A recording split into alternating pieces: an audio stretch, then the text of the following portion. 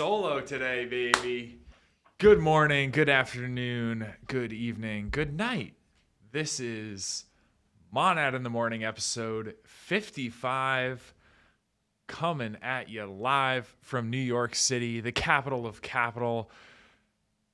I always run out of alliteration after I say capital of capital. The capital of capital, New York City. It's great to be here. Monad in the Morning, episode 55. Hard to believe. Hard to believe we're 55 episodes in. I got to pull up the chat here. How's everyone doing? Mike Webb, first name I saw. Beautiful purple name. 0x Ragnar, welcome. Sovan, how's it going, Sovan? One Trick Pony says Gamonad. Carol's in the chat. I thought they were calling you a One Trick Pony. That's the name of the person. Hey, man. Maybe I am. One Trick Pony. Fair enough. It is a beautiful Throughput Thursday. The weather's getting warmer. Crypto seems to be getting a little bit warmer as well. A lot of activity in the Monad ecosystem and beyond. But this is Monad in the Morning. We talk about Monad. We're excited about Monad. Community's going nuts on the timeline this week. Shout out IOBNAD. Awesome clips, awesome content. Many others as well. Cooking, great stuff. From yes, Bitcoin 71K, slightly below 71K right now, I think. But hey, it's pretty good. It's pretty good. We'll take it. We'll take it. How's everyone doing today? Chat, let us know. Why is Ragnar correcting Sovan on my name? That's incorrectly correcting. Yeah. Yeah, I don't, 0x Ragnar, appreciate it, but you are wrong. It is Jussup, Jusup. It's a reoccurring. Yeah, this happens very frequently. Yeah. That you meet someone and you're like, hey, my name's Jussup, and they're like, nice to meet you, Yusup. And it's like, that must be just like a common name. It's seemingly in multiple places in the world. It doesn't seem to be like region specific. If anyone knows the lore, I guess, on the name Yusup with a Y, Y-U-S-U-P, let us know, because we've been confused about this for a very long time. Yeah, it's like they think that I'm misspelling or missaying my own name. Now Ragnar follows up and says, why not spell it Joseph? Well, because that's not his name. It's like, why don't I spell my name Chris? Well, quick answer. My name's not Chris. Oh, Savant says your mic is off, Jessup. Is my mic on? Can you see me? My mic Can is you now hear me? on. Okay, first time chat. Another name. This is actually very timely, because how in the world am I going to pronounce this? THANGNGUYENHTS. Wait. Then or thing. Oh, jeez. Thang and Guy Yen HTS. I don't know. That's a crazy name, but hey, welcome. Thanks for being here. We've got a great lineup today.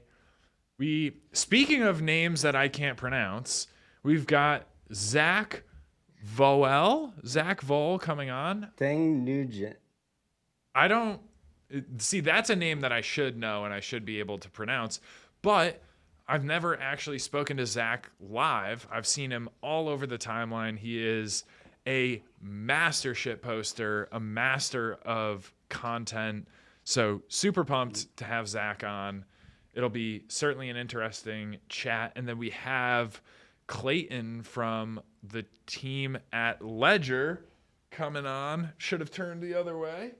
We've got some ledgers behind us here. boom. We have Clayton from Ledger coming on the show in person in a little over an hour. Yeah.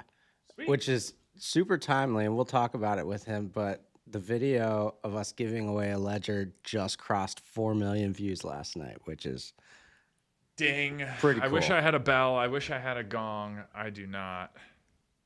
But hey, that's fantastic. Celestial Natty in the chat. How you doing? Welcome. Yes, from W guests. We are trying as hard as we can to keep leveling up the show, and I think, you know what? I think it's going pretty well. We've got probably not to well, this isn't tooting my own horn at all because I literally did nothing to make this happen. It is entirely tooting Jessup's horn as well as the operations team here at Monad Foundation putting together an incredible studio, as well as Tiago, who I think gave some good recommendations on gear and lighting, and I don't know. I think this is pretty freaking awesome. Yeah, it's got to be one of the highest quality live streams. It's got to be. It's got to be. Get your friends in here. Get your family. Get your grandmother. It is Monad time. This is 2026. It's Monad season, guys. Like, this is the time. Performance matters. Decentralization matters. Security matters. Pretty clear consensus. The way to scale the EVM is to scale the L1, increase performance, and that is exactly what the team at Category Labs is doing. I'm pumped. What a time to be in the Monad ecosystem. It is only 4.5 months old. Incredible. It's crazy to hear that out loud. Yeah. Because it feels so much longer. But that's, I think, everything in crypto. But Yeah. yeah, just the fact that, yeah, I mean, this is still infancy. Yeah. It really is. It really is. But speaking of leveling up the show, we've had the spin to win, I think, since episode 0 of Monad in the Morning. Yeah, We've spun the wheel. We've given away merch. We've given away prizes. We've given away testnet NFTs. We've given away a bunch of mainnet Mon, and it's been pretty fun. But it's been a pretty simple loop, basically. You make a clip or you ask good questions on the show, and you get a spin to win. This is probably the last week, the last episode of the wheel in its current format, and that is a good thing. It is not a bad thing. We are not stopping giveaways.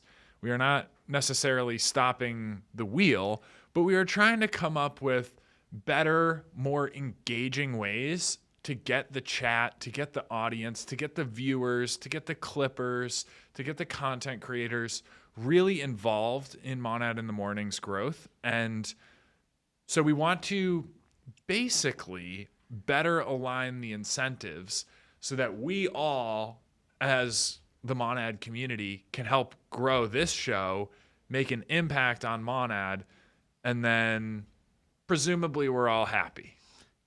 So, yeah, the wheel isn't going away, but it is. We will today still honor and still spin the questions that were asked last time. I think IOB Nad definitely deserves a spin. He's been clipping like crazy. But today's questions, if you ask questions, it's because you genuinely want an answer. This is also hopefully to help create very thoughtful conversation too. So we don't want to incentivize the questions anymore or GPT it up. So if you have like genuine questions, we'll still ask those questions. Make sure to drop them for the guests, but you won't get a spin for asking questions. Not necessarily, unless we decide to, but that's not like it's no longer the box that we no live longer in. the expectation. Yeah.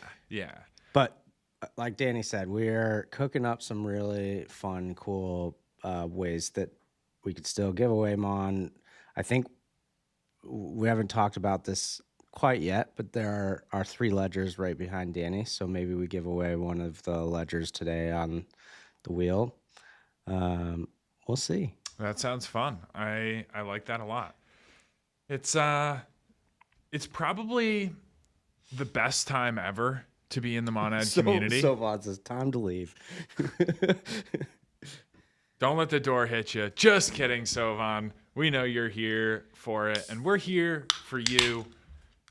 We're trying to make this even better, even more fun, even more valuable, bigger guests, more reach on the live show, more reach on clips. There's a lot in the pipeline. No pun intended, but actually pun intended because I knew exactly what I was saying there. Like to kind of expand on that, we obviously turned this studio into an epic set, and we're just going to continue to tweak the programming. So if you guys have ideas of things that you want to see, I know we've mentioned it before, certain guests that would be great. We are definitely going to be aiming for the highest, the most unreachable guests you can think of to bring on. But we're also playing around with some potential like fun co-hosts and stuff like that. So we have a lot of cool ideas that we're cooking up, and we know that you guys show up literally every week. So we're totally open to feedback as well. 100%. Oh, Celestial Natty with actually a great suggestion. Bring Drewski on. Oh, that would if we could, we would. And I will give you a lot of spins if you get Drewski on this show. That's kind of the theme of what we're talking about here. Like, you know, we want this to be as fun as possible for the Monad community. Obviously, the goal here is to help grow Monad awareness. And so if you contribute meaningfully to the show, we will make sure that you're recognized for it. And, you know, it's got to be the kind of thing where you have some sort of interest or some sort of like enjoyment or passion for what you're doing. Like, totally understand that not everyone probably is interested or enjoys clipping.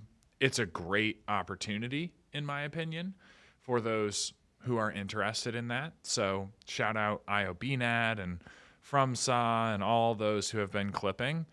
And if you want tips, suggestions, feedback on potentially how to increase the virality of your clips, we've got some pretty awesome team members here at the Monad Foundation who have a lot of great ideas. And so if you hit us up, we would love to help out. Would love to provide some suggestions if you're interested in getting more involved in the show. There's a lot of opportunity out there, but it definitely, as with all things, requires creativity, dedication, hard work, and it's exactly what Monad's all about. And I think, back to what I was saying a minute ago, I think this is probably the best time ever to be in the Monad community. And I would be interested to hear from those in the chat whether you agree with me, especially if you've been around for a long time. But, you know, pre-mainnet was kind of its own world. It was a ton of fun, but everything was about gearing up towards the mainnet launch and making Monad the biggest mainnet launch of all time. Since mainnet, there's been some turnover. There's been, you know, some changes, and that's totally natural because the goals and the mission have now shifted from create this big moment around mainnet launch to now steadily chipping away at growing Monad awareness, growing Monad usage, growing Monad adoption. And if you look at some of the metrics, like, you know, TVL is a main one, there's been this steady growth over time for the past 4.5 months. And 4.5 months is really not a very long time overall. And so I think there's a lot of opportunity for those out there who understand the serious mission of Monad, who understand what we're all working to accomplish as a community and an ecosystem here.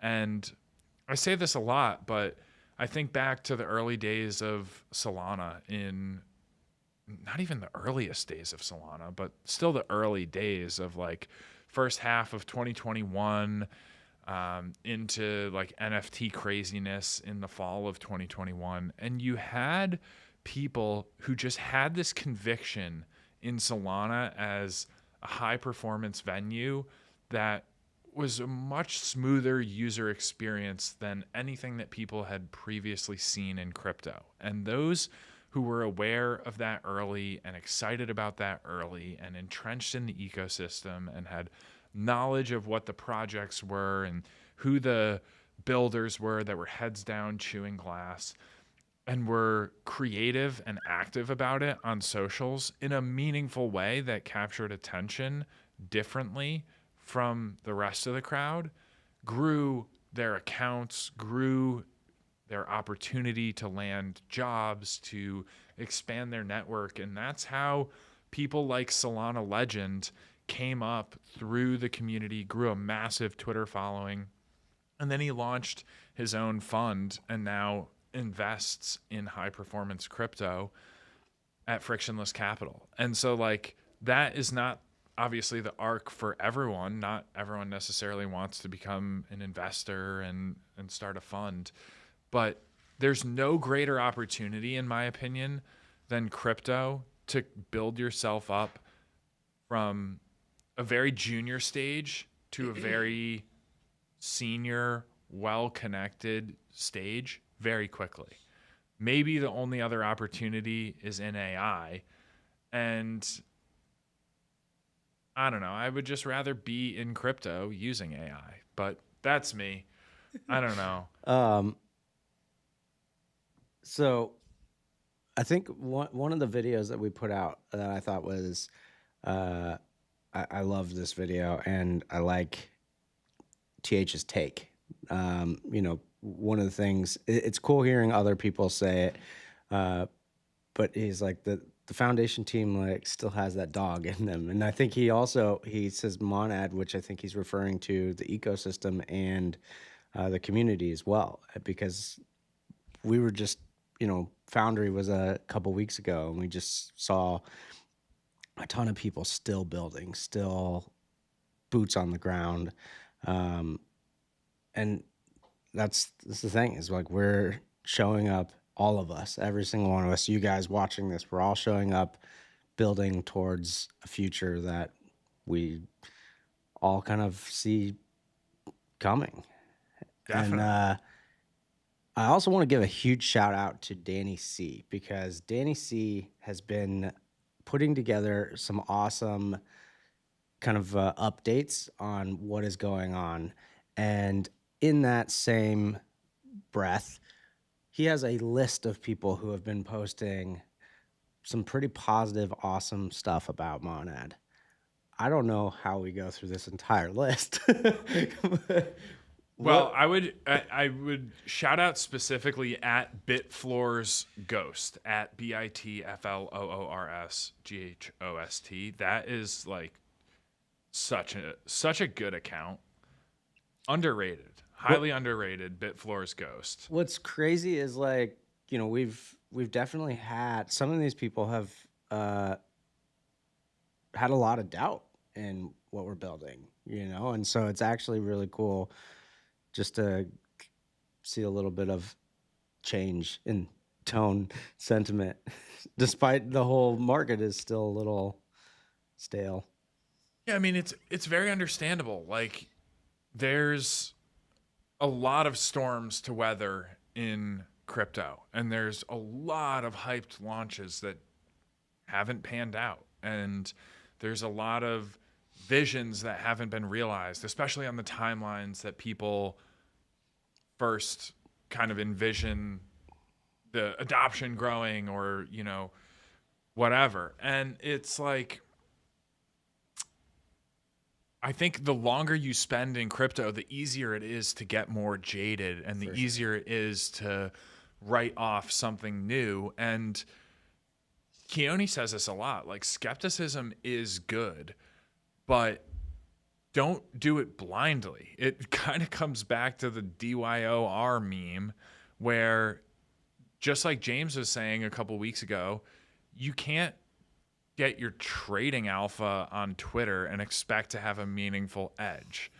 And you also can't necessarily just blindly fall into the trap of like, oh, someone with a large account is skeptical, like, so I'm going to just believe whatever, or emulate whatever their position is. Because just like you wouldn't take trading advice from them necessarily, like, why would you necessarily take advice on their skepticism and just like blindly agree with that? So it is good to be skeptical, but then it's a question of looking at like, well, why are we skeptical? What are we skeptical about? And what is the realistic potential of this thing? And the best way to counteract any skepticism as a builder, whether you're building a protocol, contributing to something like Monad, whether you're building an app, is just to like heads down,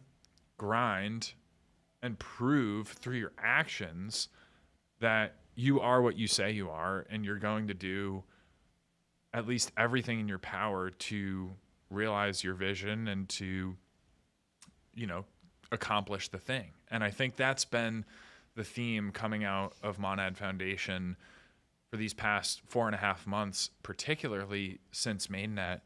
It's doing little things that stack up each day and compound into larger wins.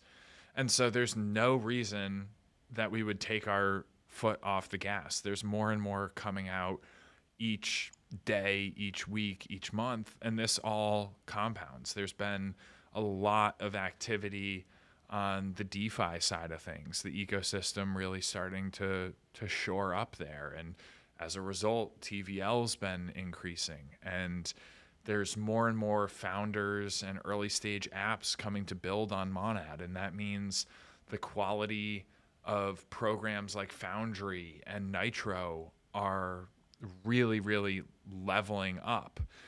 And then there's things like, from Monad Foundation, targeted efforts. What can we do to help the ecosystem grow or solve some of the challenges of being early stage? And one of those came out yesterday, which is the Monad Dedicated Device Subsidy Program. And this is not like a flashy opportunity or a speculative opportunity for the broader community necessarily, but it's a really important initiative where Monad Foundation is subsidizing the cost of dedicated signing laptops for multi-sig, treasury, and other critical operations to protocol teams that have at least 2.5 million TVL on Monad.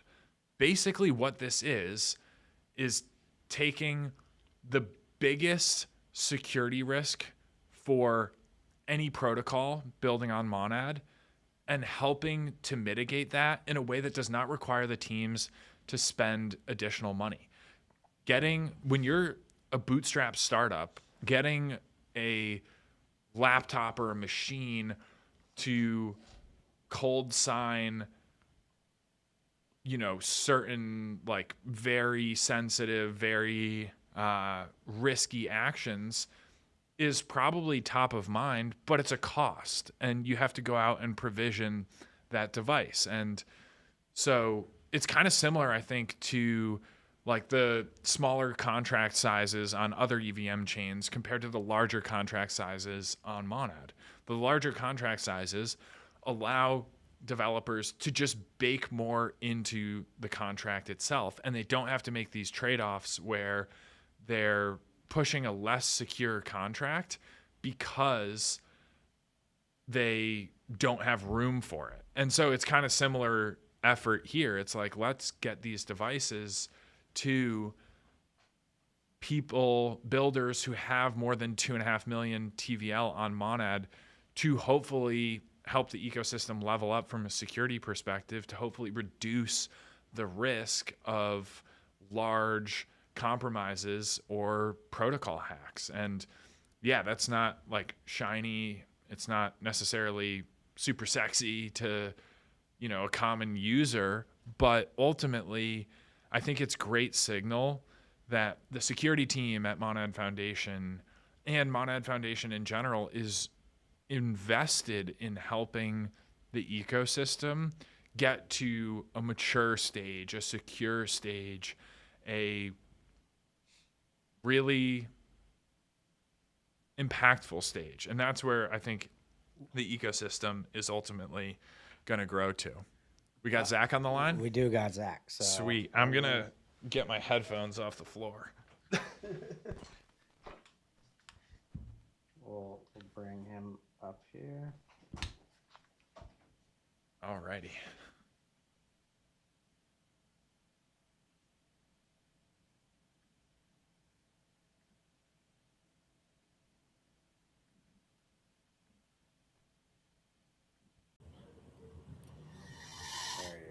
Hey guys, how's it going? Hey, Zach. Welcome to Monad in the Morning. It's fantastic to have you on. Glad to be here. Thanks for having me on. Yeah, 100%. This is actually, I think this is the first time that we've ever met in a sense. I don't know that we've been on a call before. I've certainly seen you all over the timeline. Jessup, we have I know. I'm trying. we have Monday Trade as as Zach's bumper on the screen. I guess we're working to fix that. But while we do, just in case people haven't seen you on the timeline, which I think is pretty unlikely. It's probably more unlikely that they've actually seen you live on camera. Zach, can you give us a little bit of an intro, what you've been up to in crypto over the last decade or so? Yeah, for sure. It's definitely been a lot of fun, a lot of chaos, and not much has changed in that regard over the years. Um, yeah, I just as a side note, I haven't done a lot of podcasts or live streams over the past couple of years, so had to dig out sets for this one. But it's fun to be chatting with you.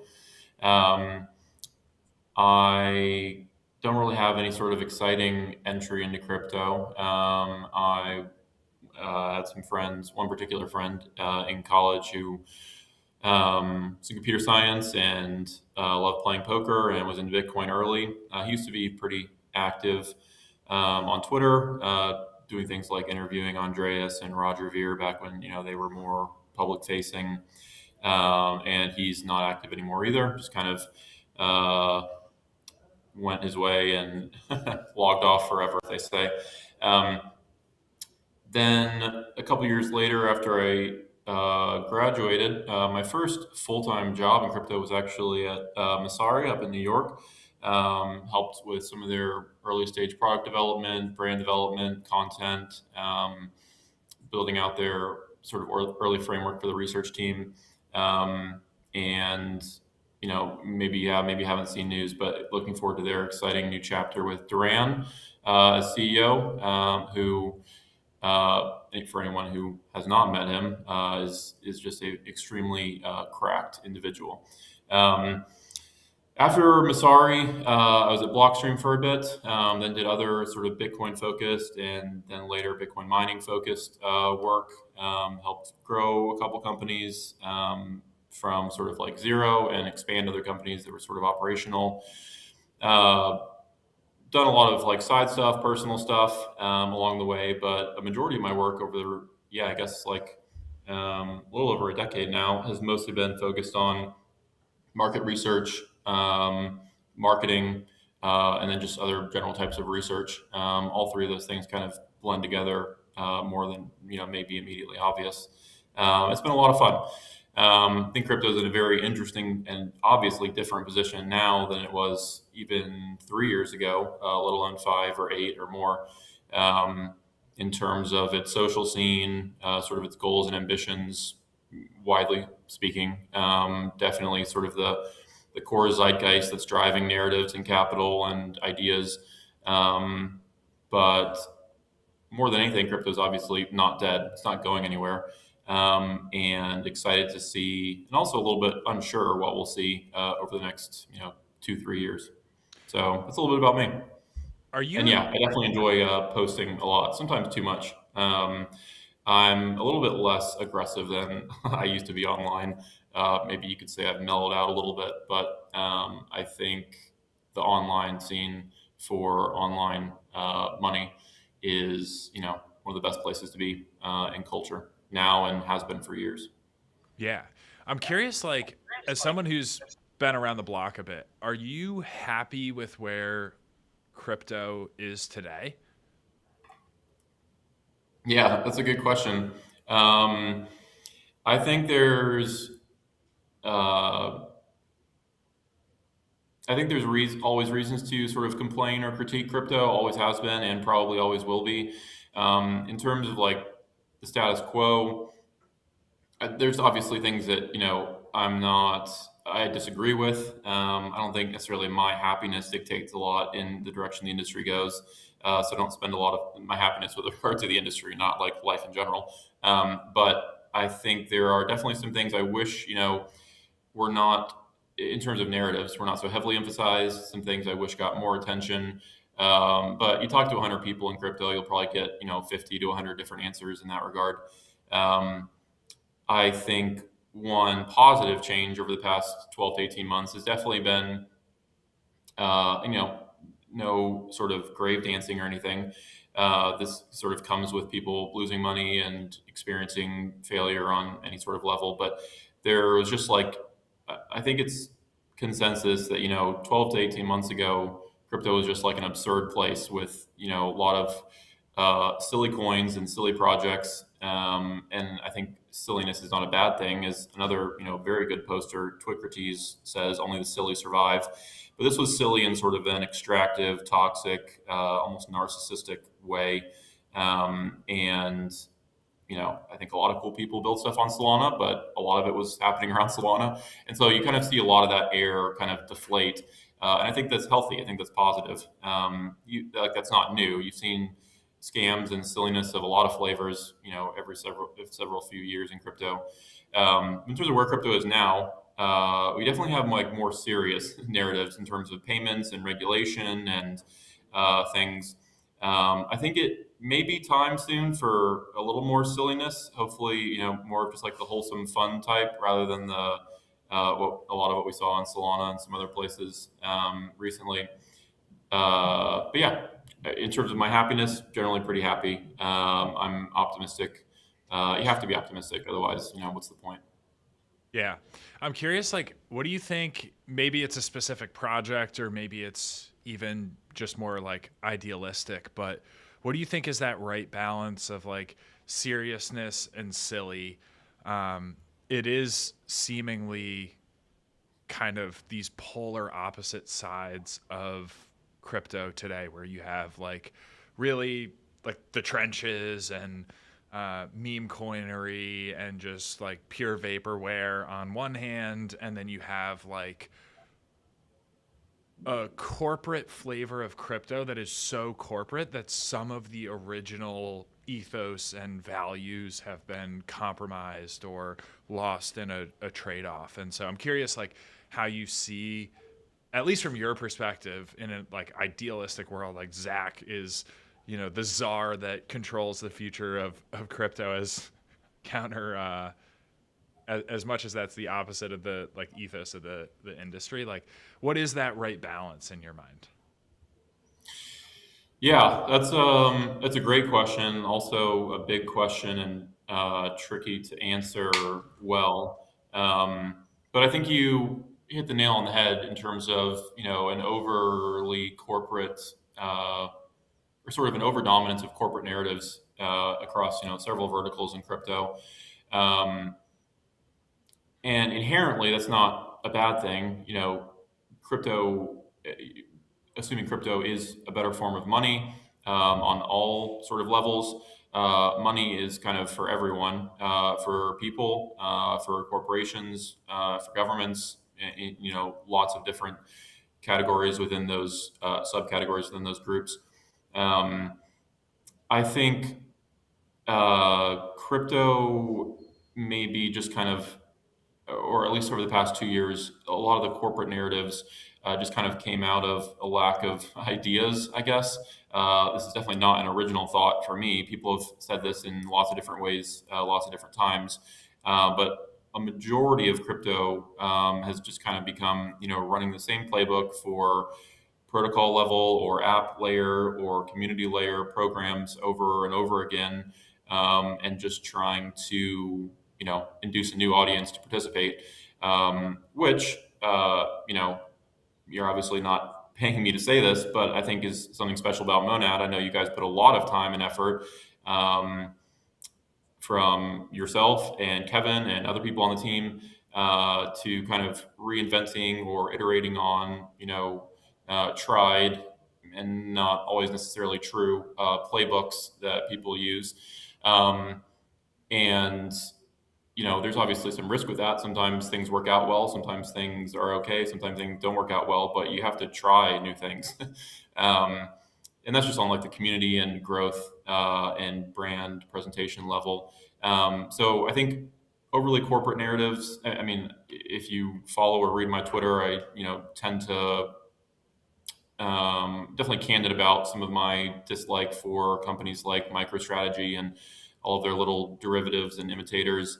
Um, there's definitely a place for that in the market, probably. But as if you look at conferences and news cycles and things, like having someone like Michael Saylor as the dominant figure in sort of Bitcoin, just is a signal that something is a little bit awry.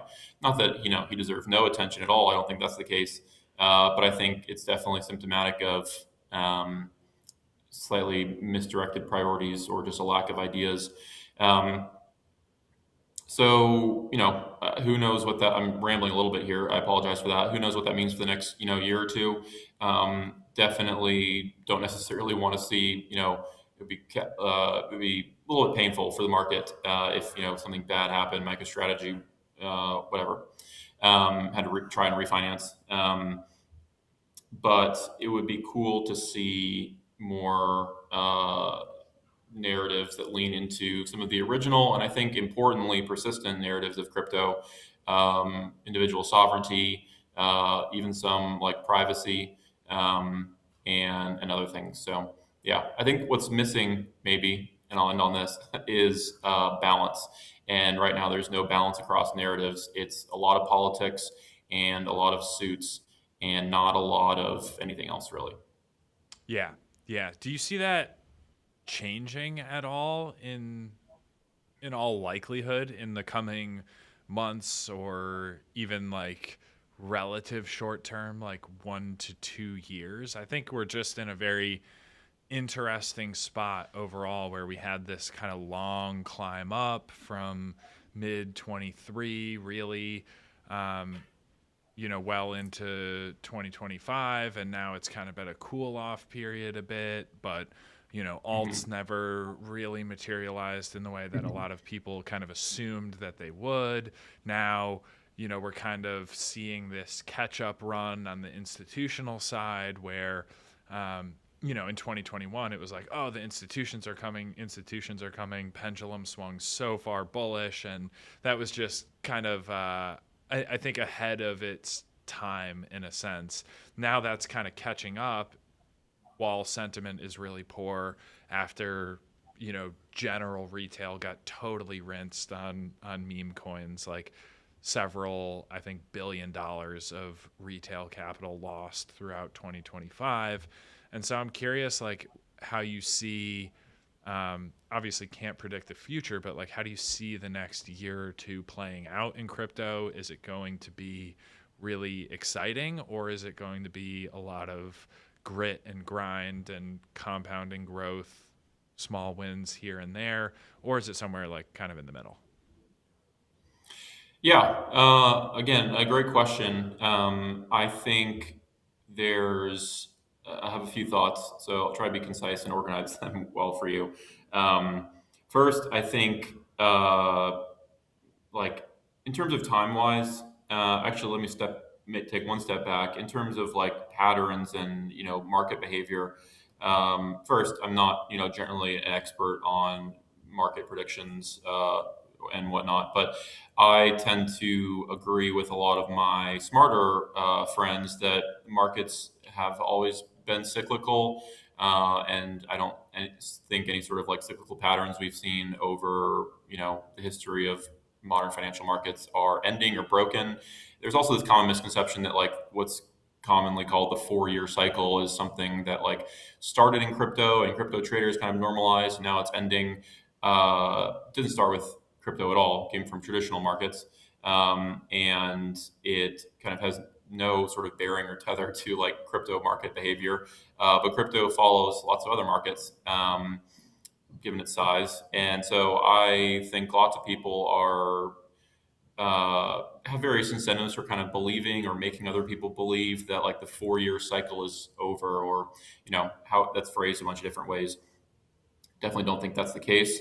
And if you accept that sort of presupposition, then time-wise, at least, ignoring the other axis on a chart for a moment, time-wise, we probably have like more behind us than ahead of us in terms of like the slow, gritty grind, bear market situation that you described. That's sort of just my perspective. Could definitely be wrong. I'm wrong a lot. But I think now is the best time, just sort of like every other lull and extended downturn in the market, to have cool ideas and have a few cool friends to execute them with. And I think a lot of people kind of also overhype and just lie about how good a lot of AI tools are, but there is a better set of tools than ever for someone with a cool idea and a couple cool friends to execute on it. And when there is not a lot of hype and attention and noise and silliness in a market like crypto, you have luxury of sort of the ability to have extended focus periods and build something cool. So from the builder perspective, great time to be in crypto. From markets perspective, maybe not as great of a time to be sitting on a portfolio of stuff you've watched lose value month over month.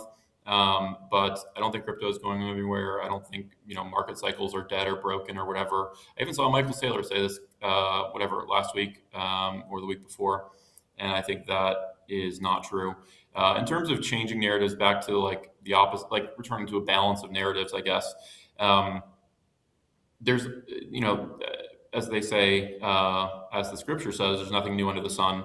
And we've seen cycles of corporate crypto, repeated over and over, whether it's, obviously MicroStrategy and those treasury plays are a little bit of a new market entity, but still the same type of narrative. We've seen permissioned corporate chains, raise huge amounts of money over and over again, cycle after cycle. So there's nothing really new, just sort of new faces, new brands, and maybe new pitch decks. But I'm optimistic for crypto. And I think, like you said, pendulums are always swinging on a variety of levels. And when the market gets a little bit tired of the corporate stuff and maybe just sort of like the dollar focused stablecoin stuff, which I'm not heavily criticizing at all. I think, there's some teams in that space I'm not necessarily a huge fan of, but I think in general it's useful. Bitcoin and the dollar are sort of designed to be competitors with each other. I think the market will kind of turn back to more decentralized, more open source, and hopefully more private projects and ideas. You see some of that already in Hyperliquid ecosystem. I know some cool teams on the Monad ecosystem are building stuff like this in Solana. And, obviously Ethereum and some in the Bitcoin ecosystem here and there too. It's harder for some of the more ideologically driven teams to raise money and, go viral, get lots of users than the what you could loosely categorize as just like gambling brands and products.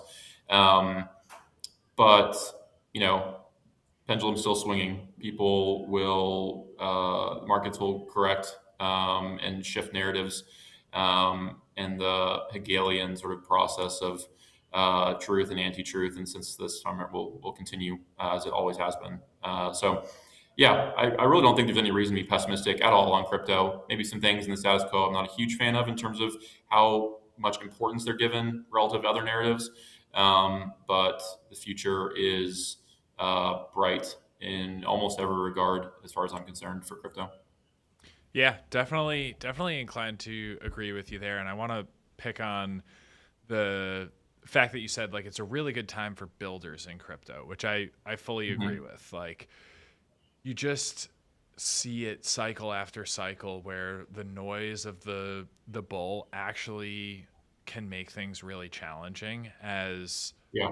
nice as it seems on paper. And as many teams as you talk to that are like, hey, we're waiting for the right market conditions to launch. And I would just like vehemently disagree with that, because there's just so much less noise in the bear. It's so much easier to just put your heads down, focus on product, focus on getting those first 100 users onto the app or the protocol, the first 1,000 people that are actually there, in the large part because they're interested in the experience that's being provided. It makes their life a little bit easier, or at least it has the potential to. And, in a bull market, it's just so much harder to actually go out and talk to users and find that right user cohort, to get that early stage feedback from, that's going to allow you to like really build the app in a way that can scale effectively and not just get all this like wrong or like misdirected signal in a very early stage. I think that's what kind of kills a lot of teams, because they build super aggressively and scale like on paper, kind of like their metrics, their user numbers, their like social and vanity numbers are like off the charts. And you kind of get to this complacency stage where it's like, oh yeah, we have this awesome app, like everything's going to take care of itself from here on out. And then you get into the bear market and it's like, oh, none of that was real, or at least 95% of it wasn't real. But I think there's also this kind of parallel beyond the situation of like, oh, I'm going to go and build this app. And you can be a crypto participant, a community member, a content creator, something in between. And there's so much opportunity for you to build up your network and your resume in the bear market in a very similar way that a builder can go out and find, you know, a better quality of user, a better fit user for their app, and have a, open conversation with them. And so I think there's a lot of people in the Monad ecosystem, the Monad community, that, maybe this is their first cycle in crypto, or maybe they're like me and, they joined around the 2020-21 craziness, and they see an opportunity but aren't entirely sure how to go out and seize it and capitalize on it for themselves. And you've obviously done that across numerous cycles. You've weathered the downs, you've seen the ups, you've been viral throughout.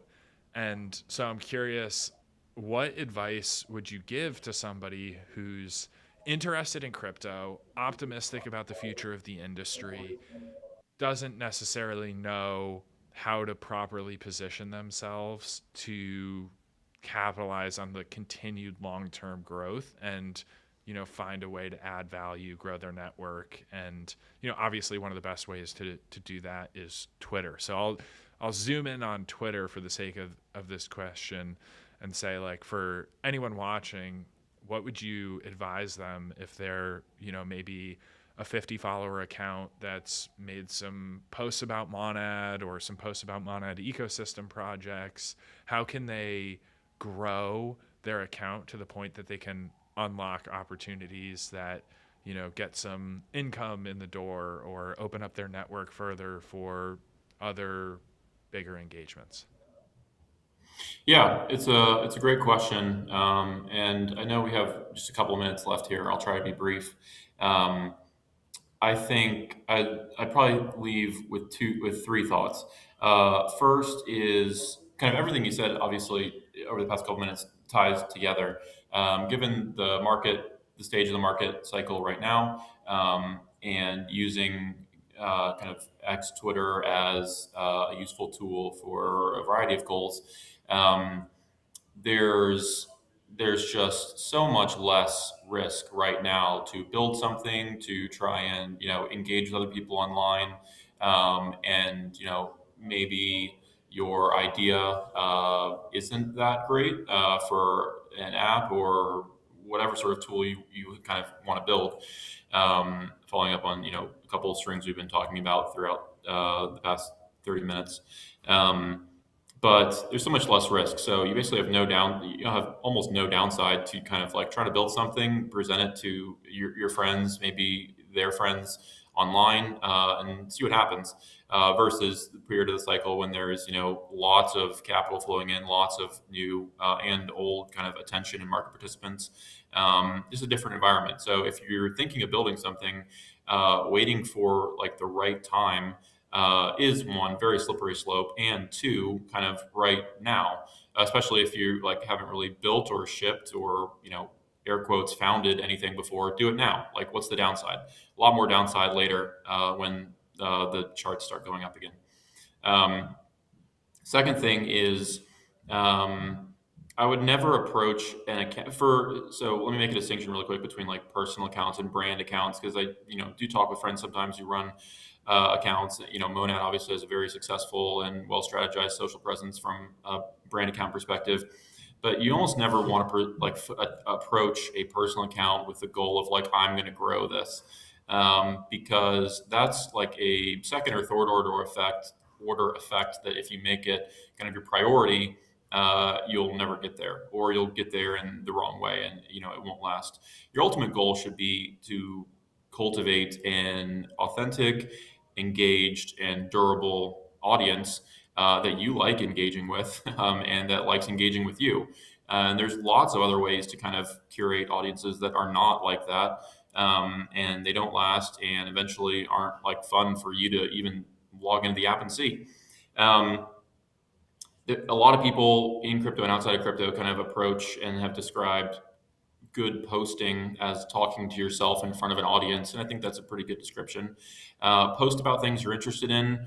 Find people who post about things you're interested in, and that's the key to success. And those platitudes are kind of thrown around a lot, but if you actually think about it, it takes a little bit of work to find people posting about things you're interested in. And especially now, there's very little use in relying on algorithmic content distribution on the app to show you what you want to see. Twitter has a pretty simple filter syntax you can use to kind of help yourself expedite the process of finding things you like and want to engage with. But most importantly, don't go on the app to kind of like put on a show and post things. And it might sound ironic for me, who I used to post more charts and threads and slightly more educational content. Now it's a little bit more wide-ranging and irreverent. But I just post things that I think are funny or interesting. I'm lucky to have a few friends in a small group on Telegram who I think are also very good posters, and we just kind of exchange ideas and laugh about stuff. Having friends in a group like that is also a very valuable resource, and you can do that just by posting and engaging with people. So first thought, now is the best time to build something, especially if you're new to building, so to speak. Second, don't approach your account with like the goal of growing it. Think of it as like a digital living room. You're sitting in someone's living room. You're not trying to entertain them or sell them on something, or like grow a crowd of people in their house. You're there to have a conversation and engage with them. And I actually completely forgot the third thing I was going to say, but it was probably pretty good. I think it was about like noise and signal we were talking about earlier. Just like I think a lot of people kind of underweight the detriment of noise when you're building something. Like you said, getting the first 100 users or whatever. If you're trying to even just like 10 people who like and weekly use or visit your website or app or whatever. If you wait for what you think is the right time, when the charts are all going up, there's lots of money being thrown around, lots of headlines. It takes a lot more work to get high quality, your first 100 users in that situation. So not only is there less downside if your idea sucks right now, there's also a lot less work to do because the people who are here are people who you probably want to see and use and test and give feedback on whatever idea it is that you're building. It's not only easier to build now in terms of quality and scoping for, just objectively good early users. There's also less risk and less downside if your product sucks and you fail. And doing all of those things kind of in a semi-public way on Twitter will show, your commitment. It shows just you're here and you're present. And a lot of people can't say the same right now. And you will attract an audience of like-minded people who support you and engage with you. And, that's how you grow an account. But, growth for a personal account as like your primary objective is a recipe for failure. So hopefully those thoughts were helpful and interesting. That's kind of how I see it. Yeah, I mean, I think you have incredible perspective, and I'm not looking at the chat right now, but I'm sure that was valuable to them as it was for me, for sure. Definitely could keep this running all day. It's been awesome having you on, Zach. I'm sure you got to drop. I know you got a busy schedule, but really appreciate you being here. Would love to run this back soon. I have like at least 15 more talking points on my list that we could run through, but we can cap it there. I'm sure you got to run. No, I appreciate the time and the conversation. Happy to chat more. There's a lot we could talk about at higher and lower levels. Appreciate your time. This is a lot of fun for me. Hope we can talk soon. Awesome. Sounds good, Zach. Thanks for being here, and let's definitely run it back soon. For those who are tuned in, we're going to cut to a quick intermission, and we'll be right back. Thanks again, Zach.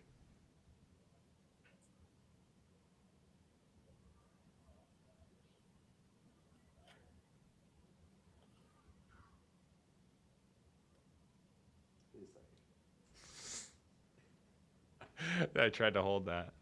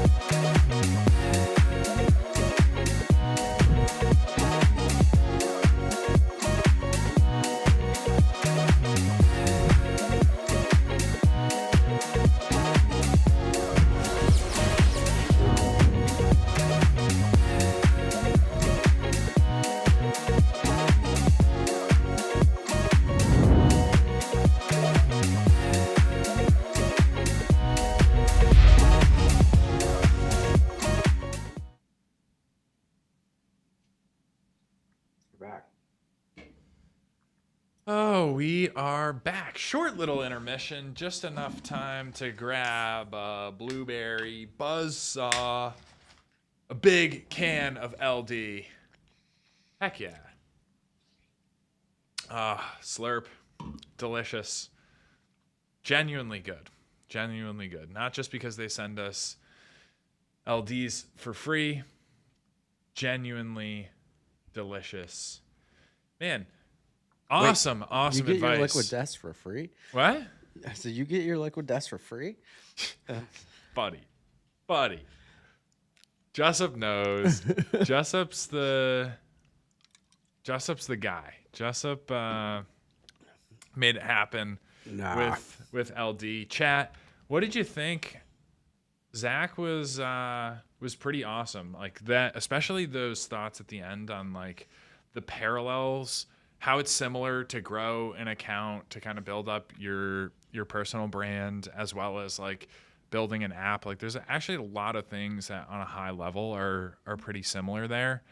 And yeah, I mean, he's someone who's gone out and done the thing. He's created that opportunity for himself. And, you know, he's had the mindset, obviously, to stick around across multiple cycles. And, you know, like the reason that there's buzzwords or like phrases that are buzzwordy, like, oh, you know, the best time to build is in a bear, or DYOR, or not your keys, not your coins. Like these things get said so often that people are like, oh yeah, that's just a buzzword. I've heard that before. But like a lot of times the reason it's a buzzword is because it is a fundamental truth. And you like shouldn't, just because everyone is saying it doesn't mean that it's actually not true. And just because it's maybe overused doesn't mean that it's not true. And people can get tired of hearing it over and over again, but still like don't write it off as something that's not true just because it gets said a lot. And so I think like that's where the opportunity is. And sure, you'll like be able to find those outliers that don't fall into that, but like for the most part, you're gonna a cliche saying became cliche because it was working for a lot of people. Yeah. So it's like the majority it works for. There might be a few people that are outside of that box, but it became a cliche because the average was. The best one too, I think, is just like no shortcuts. Yeah. Like it's so true. It takes hard work. And one of my favorite sayings comes from the Solana ecosystem. It actually comes from, I think, the Solana co-founders, Toli and Raj. They would always say, just one more hard quarter. And that is not really true, but it's the mindset of like, okay, we just got to push through. Like, let's focus on the task at hand. Like, what do we need to do for them? Like, kind of looking high level across the Solana ecosystem. Like, it makes sense to be operating on like a 3, 6, 12-month time horizon. And so that's where like one more hard quarter comes from. It's like, we know that right now it's hard, and it's probably going to be hard in the near future. And sure, there's like little wins that stack up and, you know, things here and there that can, you know, help motivate you to push through. But having that mindset always of just like one more hard quarter is going to stack. And like ultimately you'll be at the place where you want to be. In ultra races and like really long, big races, 100 miles, 250 miles, like one of the things that we all say is just make it to the next aid station. So you stop looking at this like giant daunting goal that you know you have to do, and it seems so unrealistic, especially in a moment where you're in a low and you're like, I just want to quit. The thing you just you continue to reiterate in your head is just make it to the next aid station. Just focus on these little chunks at a time, and you can make to the next aid station, and the next chunk might suck too, and the next chunk, but you're at least biting off a little bit less than you would if you just looked at the entire thing. Yeah. One thing that I'm trying to remind myself of right now and get better at is, well, one, remembering what I was going to say. That would be nice to be able to do. Speaking. Yes, Okay. got it. Okay, don't lose it. Enjoy the process, because Another cliche thing, but right, very, right, very exactly. true. Like, I'm not that freaking smart. Like, I'm probably not going to come up with the thing that becomes a cliche, but I can look at these things and be like, okay, yes, this makes sense. Enjoy the process is probably the most important thing that you can do to unlock happiness. And I'm, trying to improve on this. I'm not saying it's easy, but there's such a small window of time ultimately for people who go and accomplish great things. There's such a small window of time to look back and be like, I'm enjoying the win now. And if you just enjoy the win now after the process is done, and you didn't enjoy the process in the moment, when you get to the win, you're going to look back and appreciate the process, even if it was difficult or painful or just like kind of felt like the worst slog and grind in the moment. Like, anyone who ultimately becomes successful, vast majority of the time, had to go through something really difficult. And if they didn't, they're probably not happy in this successful state. So then you can argue, are they even successful in the first place? But enjoying the process is the fundamental thing. And I've been thinking now, as I'm getting closer to my next round decade, about the perceived acceleration of time.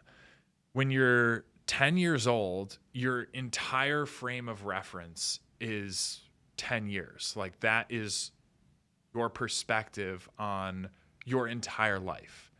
And when you get to the next decade, 20 years old, that has rapidly accelerated. Now your entire perspective, rather than 10 years, is 20 years. And then when you get to 40, your entire perspective is 40 years. So each year gets relatively shorter as you get older, and the curve is exponential. Your perception of time is exponentially accelerating. And What so people tend to say, like, oh, the days are just flying by, because one day is now a fraction of the value overall. It's like, I think the literally losing buzzword value. we're looking for is the days crawl and the years fly, or the buzz phrase. And it's so true, because like literally on a curve, your perception of time is accelerating as you go on. And most of that curve is going to be spent struggling and failing and grinding and learning and making mistakes. And so you have to be able to enjoy that in order to maximize your surface area of happiness, to maximize the amount of time on that curve that you are happy. Because if it's only, the end state of everything's done and now I'm successful, if you're lucky enough to get there, then 99% of that curve will have been spent in an unhappy state. Even if you get to the end and you look back at it as, oh, that was happy. It's like another one. It's like, oh, I didn't realize we were in the good old days until until I was out of the good old days. And so that's what I'm trying to do. I'm trying to just remember that, like, you really have to enjoy the process, and you have to be open to slipping and falling and failing, because that's what it's always going to be about. There's always going to be new problems. Tragedy doesn't avoid anyone, and it's coming for all of us that we're going to die. And so we might as well pick something exciting to work on, find something that you believe in, give it a great effort, go solve the hard problems, and try to enjoy that process as much as you possibly can.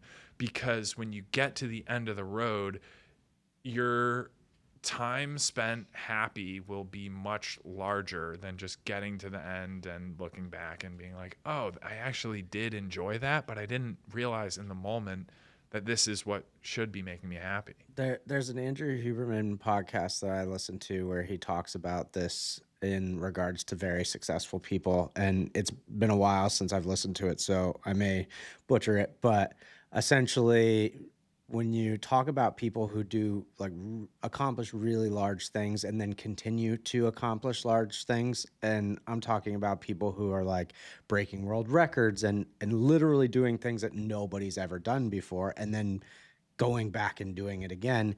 One thing that they have found is that they don't delay gratification for the end goal. So the reward that they get is not delayed until they achieve that. They actually receive like that's the enjoying the process. They get these little dopamine hits as they're going. So they do, from a neurobiological standpoint, they're enjoying the process, and the journey is way more important, because if you just sit there and delay all of your gratification in the or you're delaying the dopamine reward, you have this extremely high spike that is all predicated on this end goal, and then you have an extremely low dip right after that. And in order to combat that, you kind of compress it all and you have these little wins along the way. So then once you hit this goal, you can go on to achieving something even bigger than that. So because you're not going to dip below. And it's something that, like, in ultras, like a lot of people or even not just ultras, but with world record holders and stuff like that, you have what they call like this dark night period, where after they're so depressed, because some people they'll do that, they delay it till the end, and then you have your dopamine drops significantly below baseline, and then you don't know what to do. And it's way harder to pull yourself out of that than it is to just compress everything, enjoy the process, and you keep achieving on a trajectory that goes up. Yeah. Yeah. I mean, my friends who are not in crypto or not in the startup world are like, I don't really understand why you would go and work for a startup that has, less than 5% chance of success. Like, there's a 95% on average chance of failure in the startup world. So like, why would you even go and do that thing? Like, why would you put in 12, 13, 14, 15, 16-hour days? Why would you fight fires 7 days a week? Why would you, not take any time off and like grind for this thing? Like, that can't be fun. I understand there's upside at the end, but like, what do you have to go through to get there? And it's like, okay, well, what's the alternative? Like, go find something that you believe in and work really, really hard at it and give it your best and see where that takes you. And if it ultimately fails, it ultimately fails. But if you enjoy the process and you learn something and you work really hard, you're probably going to be better off than if you had half-assed whatever you were doing and, just started work at 9 and logged off at 5 and hated that 8-hour daily period or that 40-hour weekly period. Like, sure, it might feel much harder to go work on something really challenging, but I think it's 100% worth it. And you kind of got to pick and choose as well, because you can't like motivate yourself to go work on something that you don't believe in with the pace that's required in the startup world. But people are like, well, why would you want to work at Monad? Or at Monad Foundation. Like, there's a lot of high performance blockchains out there. The landscape is super competitive. Like, who knows what's ultimately going to happen with crypto adoption and growth. And it's like, yeah, okay, that's a somewhat valid point, but what do I have in my control? Well, I have the ability to spend time on things that I think matter. And if I look from a first principles approach about everything that's happening in the Monad ecosystem, starting with the 3 co-founders for the Monad protocol, James, Keone, Eunice.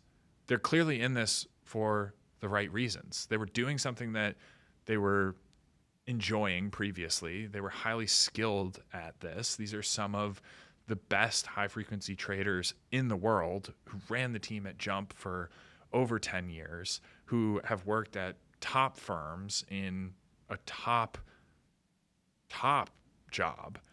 And then they're like, let's leave all of that behind to go build this net new thing from scratch and do it the right way, to bring performance to the EVM without sacrificing decentralization, without sacrificing security. And for the past 4+ years, they've been heads down grinding every single day to make that happen, to not get lost or distracted, to not get stuck in a short-term mindset, to do things the right way. And we're clearly starting to see the outputs of that, with more and more builders coming into the ecosystem, with more and more excitement around the potential for Monad technology.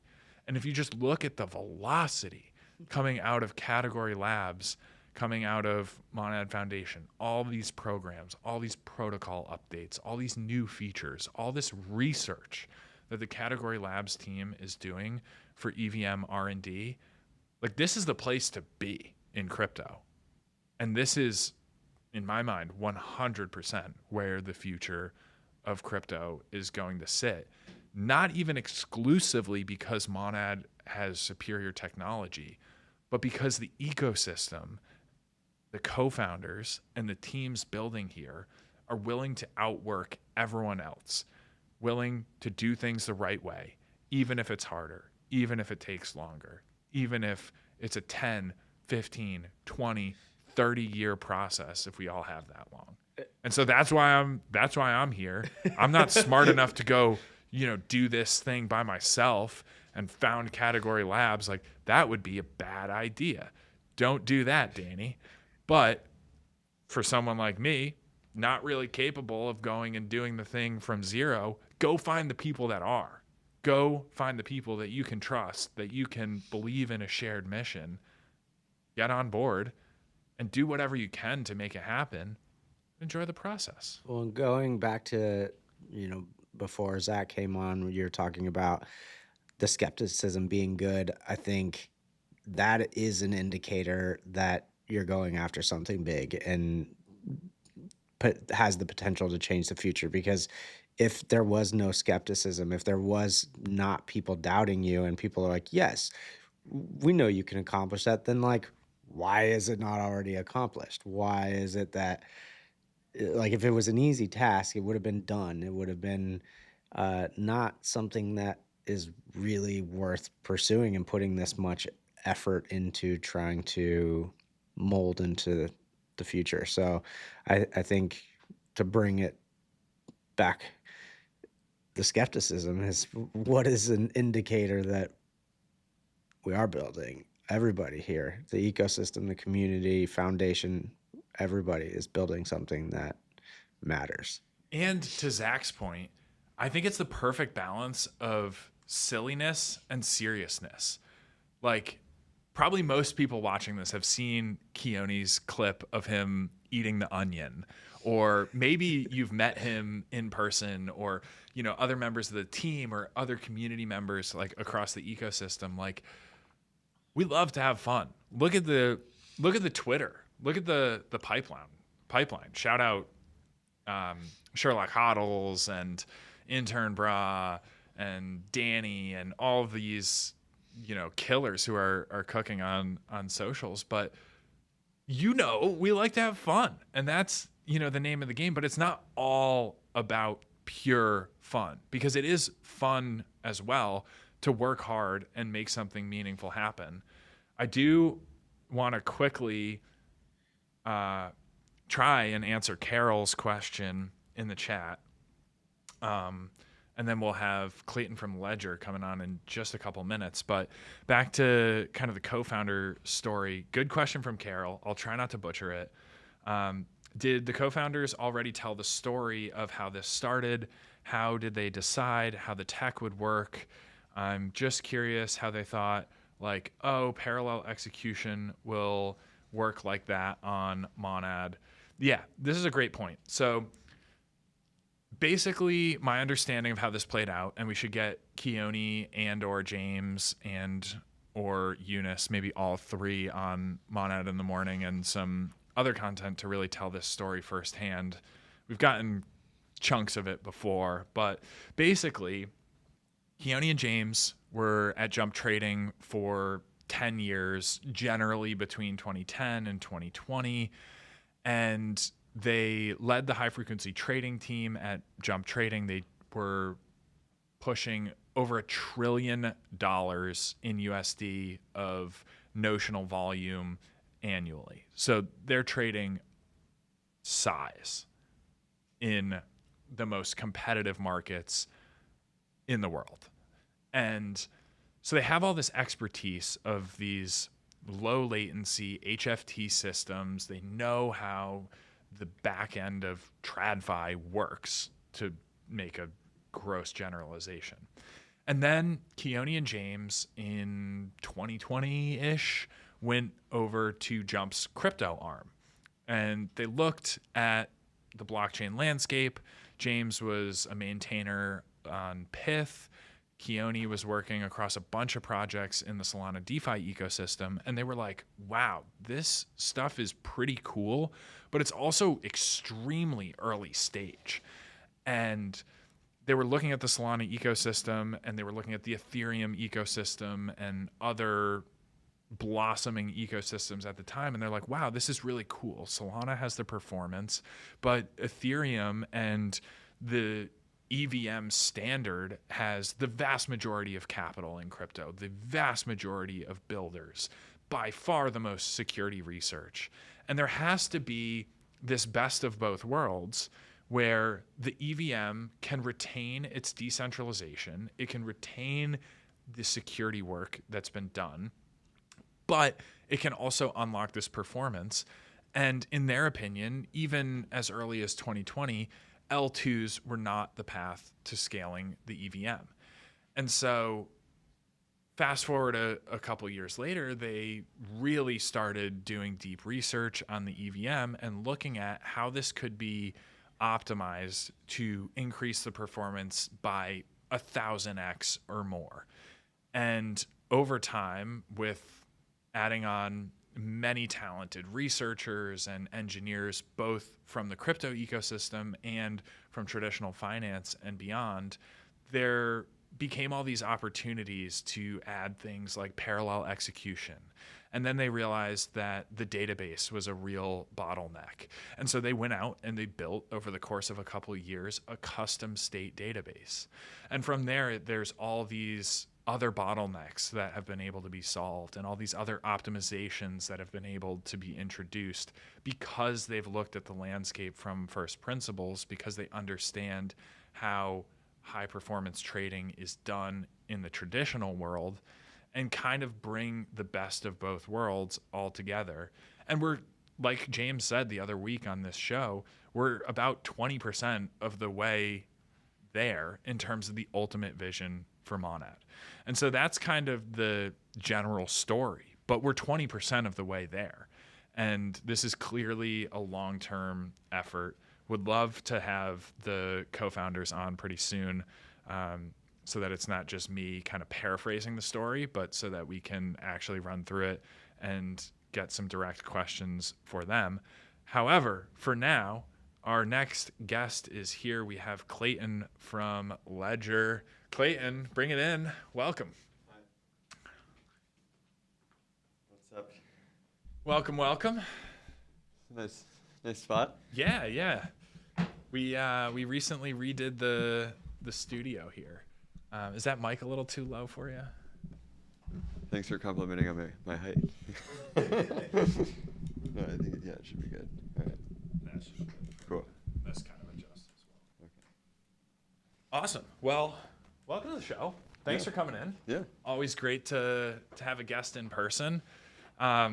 we've talked about it a lot, so the audience knows that you work on the team at Ledger. We've got some physical devices with us here, and we'll probably give one away a little bit later in the show. But would love to get a little intro on yourself personally, what you work on, and maybe a little bit about your background as well. Yeah, definitely. So I've been in the industry for over 6 years at this point. I started at Figment Capital, institutional staking provider, a fund that generally invests in the infrastructure layer of Web3, moving more into the application side now, but also Figment supports Monad on the validator side, and Figment Capital also made investment in Monad as well as a handful of applications. And then I spent some time at Eigenlayer as well as Babylon, and I moved over to Ledger in September of last year. Really, if you're looking at Ledger, we kind of have three parts of our business. One is hardware. That's what everyone knows us for. The other one is our wallet, front end consumer infrastructure. So thinking about it used to be called Ledger Live, but now called Ledger Wallet. That's where we send, receive, swap, buy, stake, buy, on-ramp, off-ramp, et cetera. We're trying to add more features onto that over time, as well as our enterprise service. So generally a solution geared more towards institutional custodians that are using our technology as a backend, as well as small and medium-sized banks and like larger institutions that they get into the space, especially when they don't necessarily want to work with a custodian, since they are a custodian. So ultimately using our HSM solution for what they're trying to accomplish on chain. Gotcha. And as someone who's on the BD side, kind of carving out deals and new opportunities, I would imagine across that entire stack, I'm curious, like, where do you and the team at Ledger kind of see crypto evolving and growing, and how are you looking to position to kind of meet customers' needs, whether that's an individual who wants to have self-custody and the most secure setup possible for their funds, or something on like the enterprise institutional side? Like, where are you seeing a lot of the activity and the growth potential over the next like 6-12 months in crypto? Yeah, I mean, for us personally, I think most people see us as a vault or a mattress, so to speak, a digital mattress where you can store your money. But really we've evolved, right? And if you are ultimately a security company first that decided to secure crypto as the first use case for our hardware technology, really what we have been focusing on is ensuring that transactions in general are secure, right? Like crypto is not just a HODL sort of solution for money. Money is meant to be moved. There are complex transactions beyond send and receive, i.e. like smart contract interactions, things like that, where we need to be there and we need to offer a secure way to do those things. So for our touchscreen devices, we have clear signing enabled now for a lot of transactions, to where if you're doing a swap on Uniswap, et cetera, you'll have the transaction read in a human readable way on a secure screen that cannot be altered or manipulated by any sort of third party, because it's being fed directly from the secure element chip within the hardware device. So ensuring that we can offer more and more transactions, whether that be stablecoin transactions, swaps, bar lending, perps in the future, things like that, really is a big focus for us on the consumer side, but then also on the enterprise side as well. And then moving beyond crypto. So our devices today can be used as passkeys. They can be used to secure secrets that aren't necessarily cryptographic or blockchain-based secrets. And with this, huge growth and interest in AI, it really does open up the addressable market for us in terms of like who can use this technology. And really, if you're looking at a solution like YubiKey, right, it's like Ledger is ultimately YubiKey with much more functionality, especially when you are looking at the agentic economy, right? It's like if crypto is the language between humans and agents moving forward, a YubiKey isn't going to solve a way to secure that relationship. And we think we're in a really, really good position to take a large part of that market. Yeah, I'm curious what you think about like just the very rapid rise of AI. There's obviously a lot of kind of renewed interest in privacy. There's been, a ton of excitement in the past like year and a half around Zcash, and even beyond like the crypto side, there's a lot of fear, I think, that everyone's data is just going to become public Well, within it already is. say more. Yeah. Well, I mean, it just in general, right? If you've been online since 2010, right? It's like someone has taken something from somewhere. I used to go to school with someone, and they had a trick where they would, it was like kind of a party trick, but also kind of weird, but they would be able to find someone's social security number, if they just said their name on the dark web, right? So it's like most of your information is online. So then it's like, how do you actually protect yourself, acknowledging that exists, right? And so you do need to have security that goes beyond software. I think on the agentic side, there's a lot of people that are building, software-based solutions, and some of them are designed well, and some of them will be successful. In terms of standards, right? Like you have X402, you have what Stripe put out. There's going to be more. Google released something as well, but no one's really like won that. And I think the difference between what we're focusing on is hardware enforcement, right? Where we're the only company in the world that's built an operating system on top of a secure element chip, and have sold them at scale. And we're the only company in the world that have sold these devices at scale that also have a secure screen attached to it.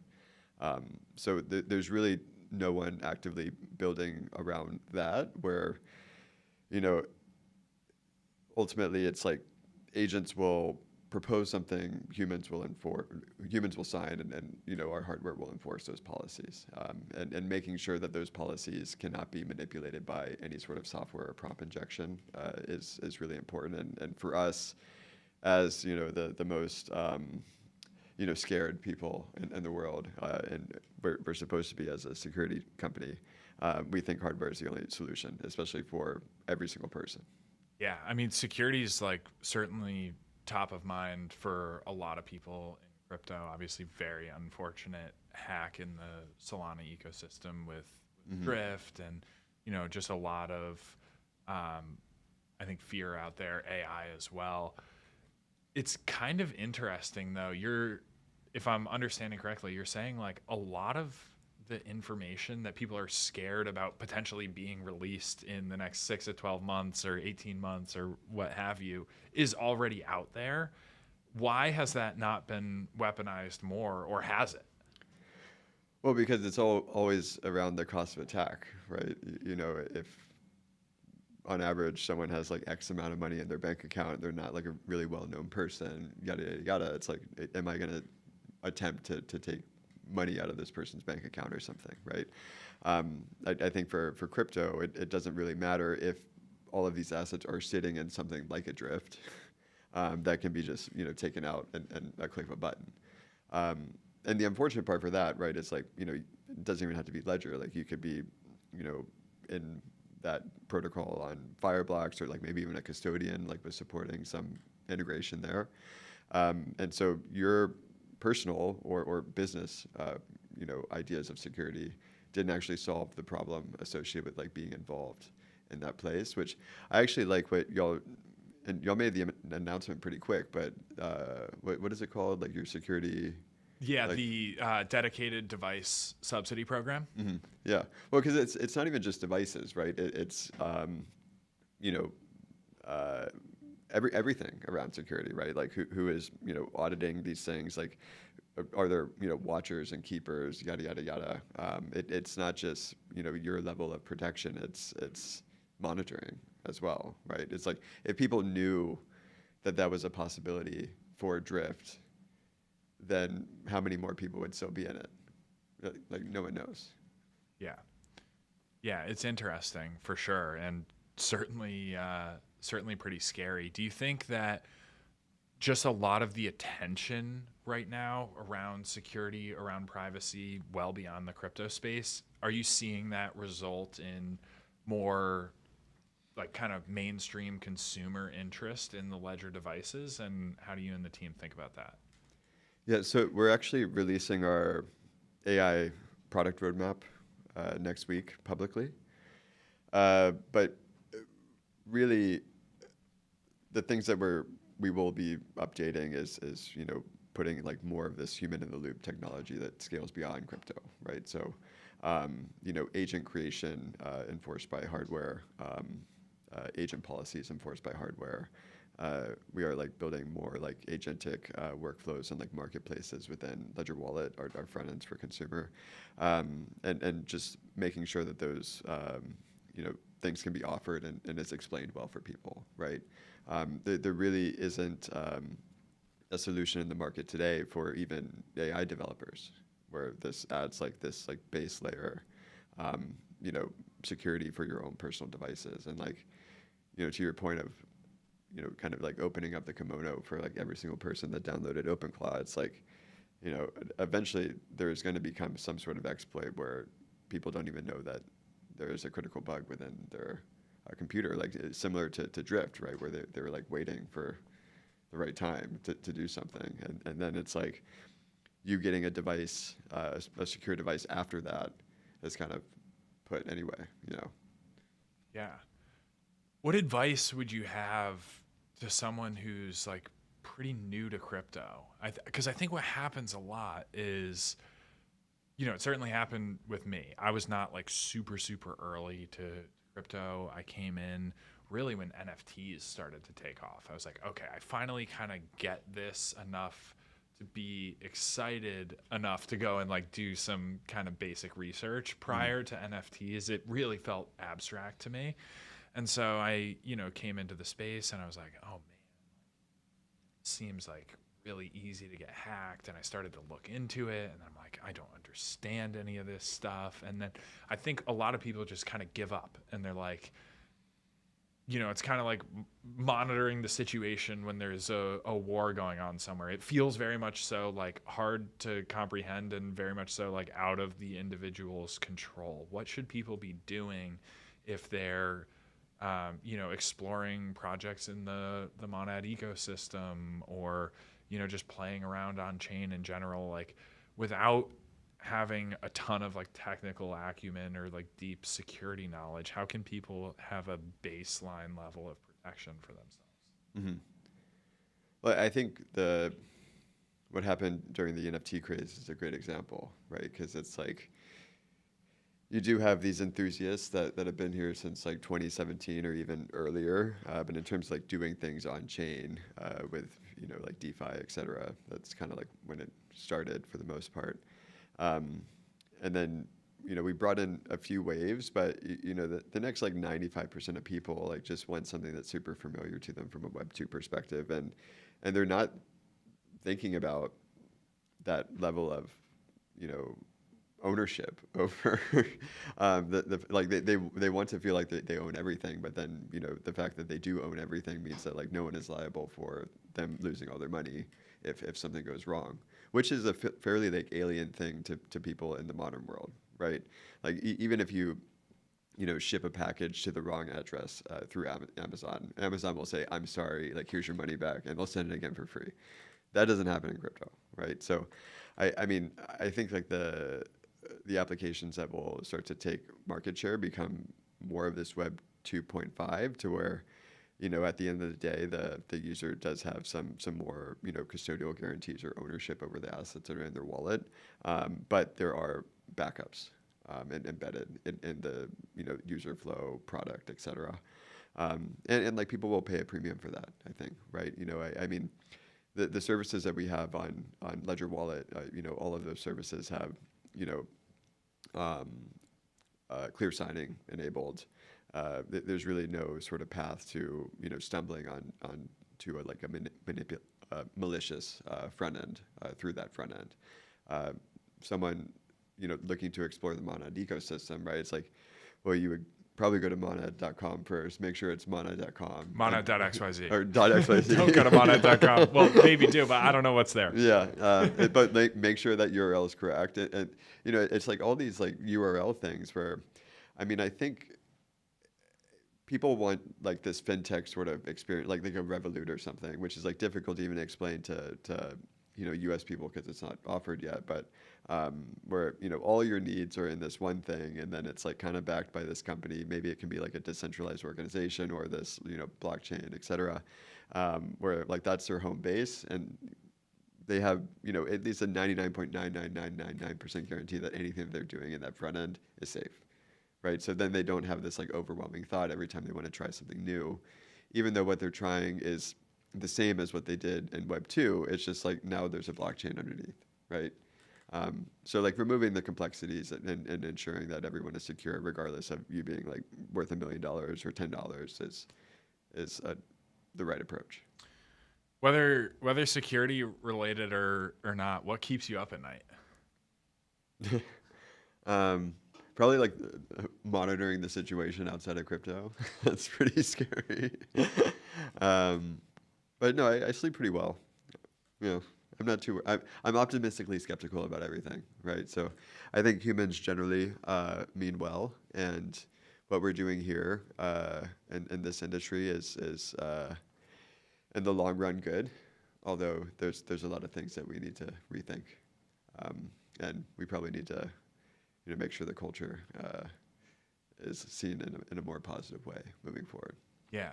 What kind of fuels that optimism for you? Like, what has you excited in terms of where crypto's going? I mean, it takes more energy to be sad and angry. So I think being happy is a better choice personally. But I mean, I was just in Cannes last week, and it's less people, but higher quality. And I don't mean that in a bad way. But actually, one of our team members, I was talking to them last week, and they're like, "Oh, there's less builders here," and I was like, "Well, yeah, but there's more companies here, like actual, you know, companies with product market fit."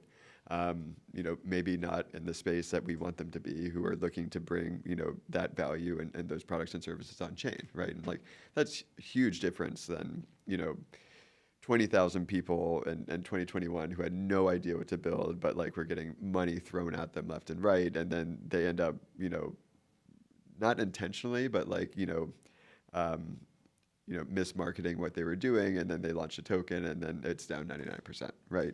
It's like those organizations, like, you know, like a Stripe, for example, are not going to be playing that game. And I think in the long run, that's good for consumers and that's good for end users, and that will reestablish trust as like for this industry as a whole, right? But we are struggling with the fact that like more people trust their banks than blockchain, and like we have spent the past 15 years, you know, selling this idea that, you know, like banks are untrustworthy and you know, crypto is the way to go.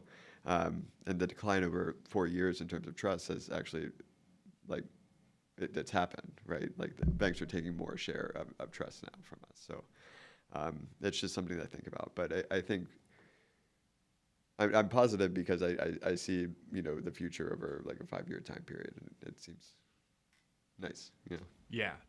I mean, it kind of seems to me, maybe oversimplification, but the pendulum swung so far bullish in 2020, 21 that a lot more money flew into the system than people expected, but the business side, the app side really wasn't there yet. And so it's like, well, what do we do with all this money to show that we're at least on the right path and that people are building and there is traction for some of this stuff? Well, let's give it to the people who are here building something, and hopefully, you know, help accelerate their ability to find product market fit for this new app or this new protocol.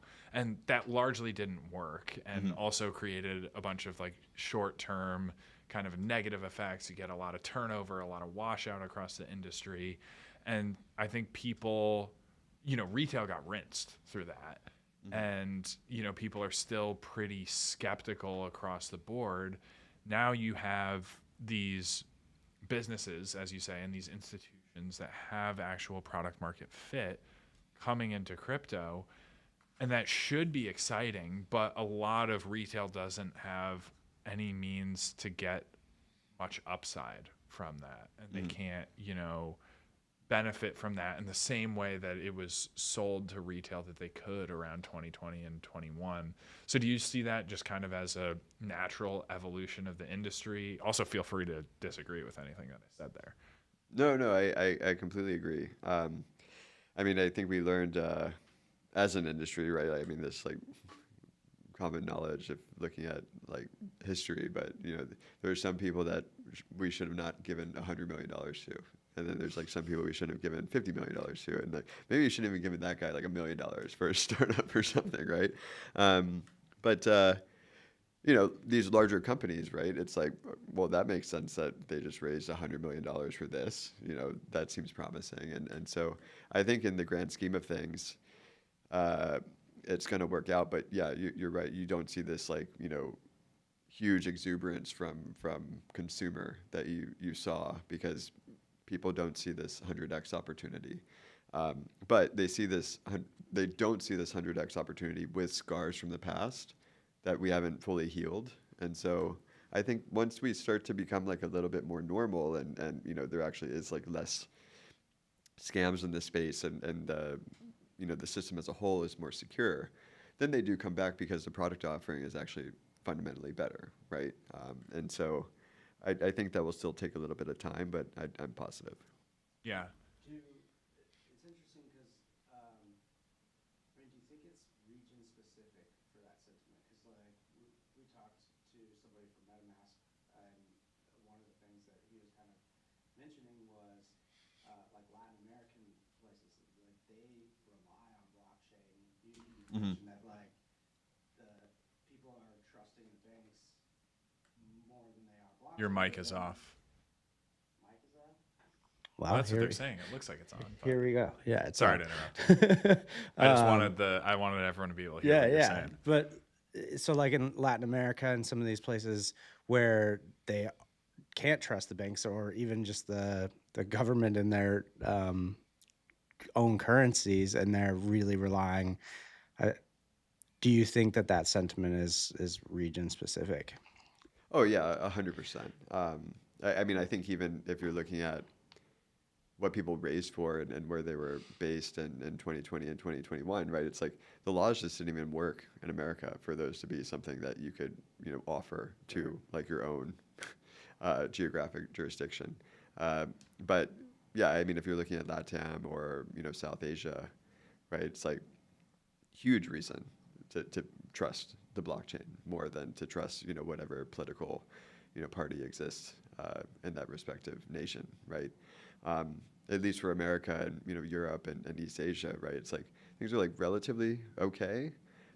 So you're kind of like there's not like a 10x product improvement for crypto if like there's all this like potential long tail risk attached to it. Like it doesn't matter, right? But like the long tail risk in South America, right, is like it's in what their version of money is right now, right? So then it's actually reversed. It's kind of that like the decentralization argument. You don't care about it until you care about it. Yeah, until you need to. Yeah. What do you think about like the way that decentralization will evolve? Like what degree of decentralization is the right amount of decentralization? Because we've obviously seen kind of like, some flip-flops across the industry, within the industry, different approaches. Everyone's kind of making trade-offs to a certain extent. But as like the industry grows and matures, as you have, these bigger institutional players coming in and, generally skewing a bit more towards, a real industry, a real corporate industry. Like what degree, as part of your, 5-year vision, if you will, what role does decentralization play here? Well, at the base layer, right, like full, right? I mean, I think we're in New York. I try to like do like visual examples, but it's like out on the street, right? Like that's Monad blockchain. Like anyone can do whatever they want there. Certain buildings maybe only some people can get into, and then certain rooms within those buildings, it could be even more protected, right? Like people want choice, optionality, and understanding like who they're engaging with, right? And especially like when you get up to the institutional level, right? Like there's a big difference between like privacy versus secrecy, right? It's like, no, like we want to ensure that, some of this information is sent to some people, or some people have viewing keys for this in case something bad does happen. But we're not trying to hide anything, so to speak. We just want to make sure that that information is kept in the right hands and it's not fully exposed. But what you're doing on the street, right? Everyone should see what you're doing, right? That's you're on the street. You have no rights there. But also, like, you can do whatever you want at any point in time, and no one can stop you. I think that's how it evolves, right? And if you do need to, only be engaging with, a certain group of people, maybe you are on a permissioned application, or some sort of roll up that only has like, certain access to certain people.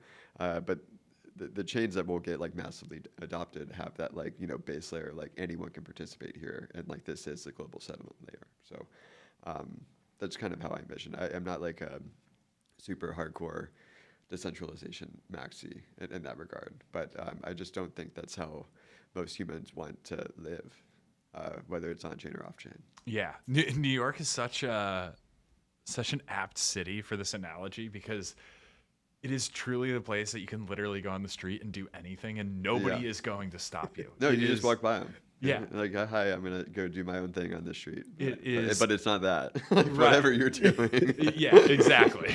Like, I mean, freedom of choice, great. There's a lot of crazy stuff that happens on the streets of New York. So I think that really is, especially fitting for this analogy. I know we're coming up on time here. I did want to bring up briefly one topic in case you have any thoughts. Quantum computing has been very much so in the conversation. Do you have any thoughts or predictions on quantum computing timelines, how this will affect crypto? Yeah, as a non-technical person, like I don't think but I mean, I listened to Nick Carter's Bankless podcast, which I think was really, really good. I mean, we have a security team at Ledger called the Donjon, where we break into hardware, we find software vulnerabilities, and it's probably one of the most sophisticated security teams in crypto. And our CTO spent a lot of time about this. And the thing for hardware devices specifically is, the things that become a solution to the post-quantum world results in like more complex signature schemes, right? So then there becomes like a memory issue associated with that, which, as we improve our devices, as like, you can store more memory and smaller things, right? That should be okay, but it really will slow down blockchain in its current form. And so that is a concern, right? Like the security trilemma becomes like a big thing again, right? But it's like a forced, reversion back to security first, because like quantum will take everyone's stuff eventually at some point in time, though you don't really know what date that is. But I think sometimes there's like a 10x to 100x, slowdown time associated with some of those things. So I don't know how you solve that. But then also it's the coordination thing as well, right? It's like you will have to make sure that everyone chooses to upgrade their signature schemes. And that's a complete nightmare, right? So, but I don't know, like how are y'all thinking about it as Monad? I mean, I'm sure it's a little bit easier for y'all compared to the fact that that there's 10% of Bitcoin that's probably not going to be claimed, and then people will have to take it, or maybe find a way to lock it somewhere. Yeah, I mean, first and foremost, I'm definitely not the right guy to ask to speak to Monad Foundation's position on this, or even make any commentary on the technical side. It does seem, from what I've seen coming from James, Hunsaker, co-founder and CEO over at Category Labs, that he kind of views this as coming, but probably not as imminent from a time perspective that a lot of people are kind of fearful of. And so I think he sees this, 5+ years out.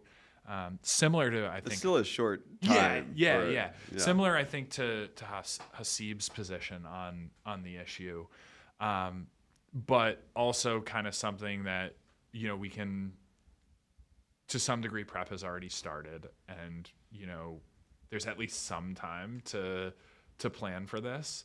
And so I don't know. I kind of wonder if like the left curve way to look at this is almost like a Y2K type thing. But you knew the date for Y2K. Right. A Y2K without a date. So Well, then that's super scary. yeah. All right. Fair enough.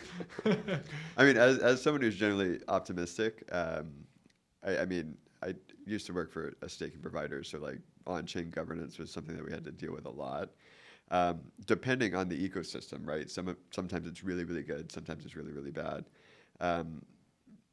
Bitcoin doesn't really have that, which is kind of a concern. The good thing, though, is that for other blockchains, I mean, this would be awful for the industry in general, but like the first keys that are going to get compromised are going to be Satoshi's keys, right? So at least like people will know when it's starting to happen, and it won't be associated with their ecosystem specifically. But I mean, the coordination aspect of this is going to be more difficult than the technical solutions, because we do understand what they are.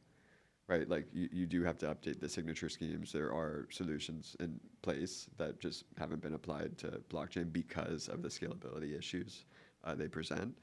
But getting, 10 million addresses to all execute a transaction that upgrades their, wallets, it's like, how do you do that? And how do you do that without even like agreeing that you should probably care about this now? Yeah, before it happens. Well, yeah, but you don't know when it's going to happen. Right, exactly. Yeah, I guess that's why it's a tough thing that's capturing a lot of conversation right now. Mm-hmm, mm-hmm. But yeah, we do spend a lot of time here at Ledger.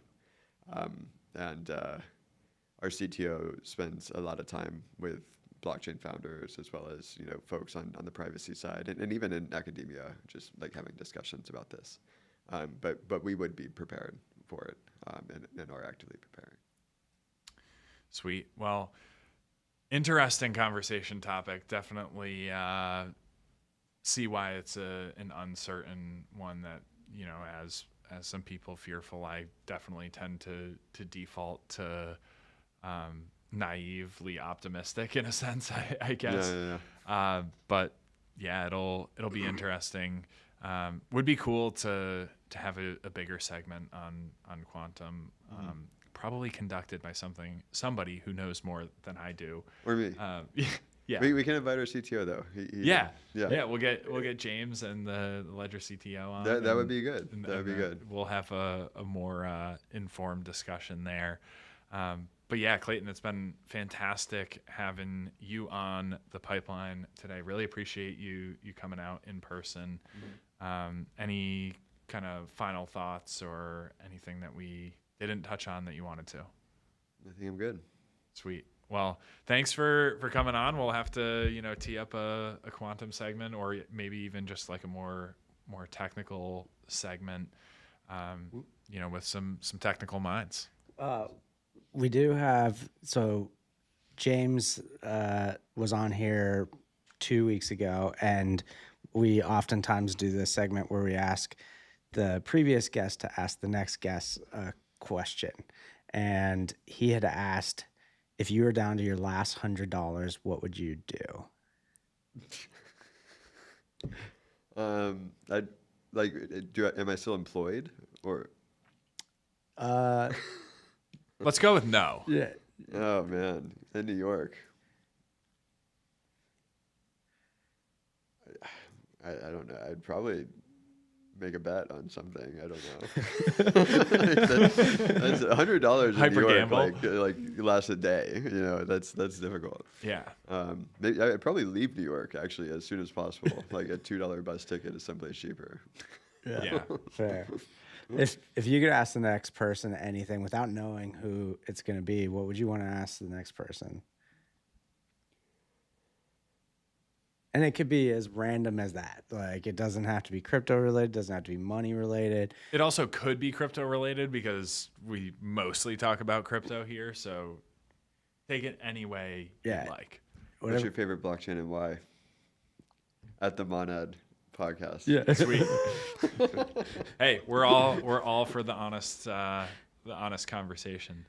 We'll see who we get up here. Next week. I don't think we know who it is yet. So Yeah, it'll be. but that's a fun little mystery segment. Clayton, really appreciate you being here today. Cool. And we do have a liquid death water for you that we forgot to give you earlier on. If you are thirsty, We're going going to be giving away a ledger here too. We actually just last night had a video that we posted. We at ETH Denver we gave away some ledgers doing trivia, and it passed 4 million views. So it went pretty viral. So Well, we can engrave them for you as well. Like we can put y'all's brand on it and stuff. oh, that would be cool. Oh yeah, I think Sherlock Hoddles was mentioning that's one of our killers on the growth team that I know has been doing some. Because especially if you're starting to offer them to like apps because of this new security thing, we will give you a discount and stuff as well. So and we'll give anyone a discount if they buy a lot. So Sweet. If you buy one. Sweet bulk discount. Keep yourself secure. We got some great devices, and so we'll give one away here in just a couple minutes. I don't think we have yet figured out exactly how we want to do that. I think we might just replace one of the things on the wheel. Oh, okay. All right. Sweet. Awesome. Well, Clayton, thank you very much for coming on. Definitely a pleasure to have you here. awesome. Thank you, man. For sure. Be well. Thanks for coming in.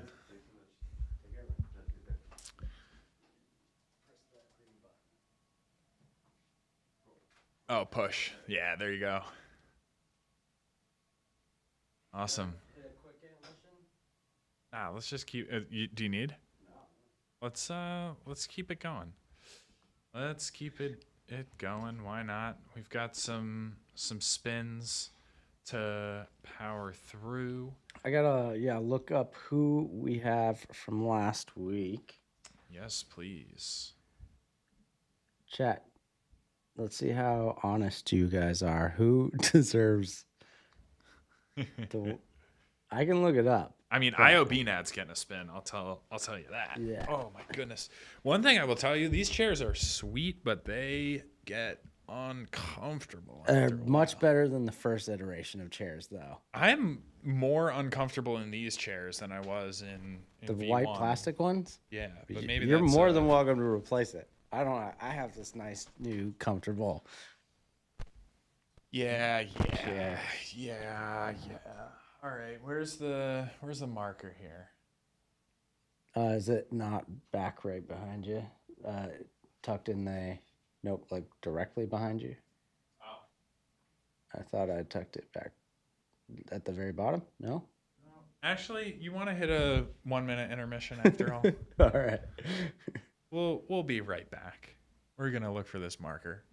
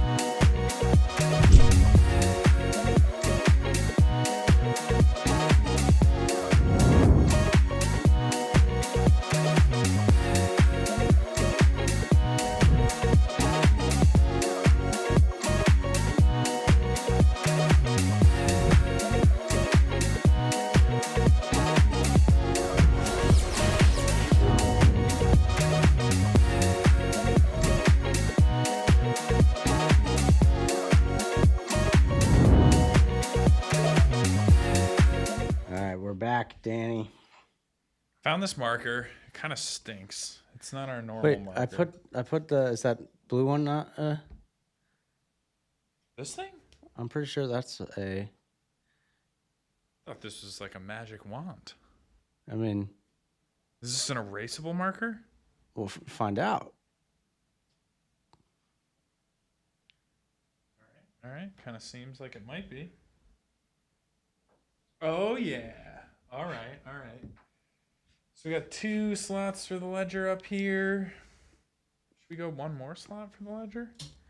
Let's go 1 more slot for the ledger. So I mean, we got one, or we have a couple, but how many are we giving away today? 1. Okay, so once. Oh my gosh, this marker stinks. Stinks. No good. No good at all. All right. If you follow IOBNAD on Twitter, you know why he's getting the spin. This thing is very, very bright. It is very bright. Okay, that's a little offset, but hopefully you can all see that. This one is for none other. Oh, it's the daylight. Gotta get the daylight out of here. Oh, dark mode. Okay, there we go. There we go.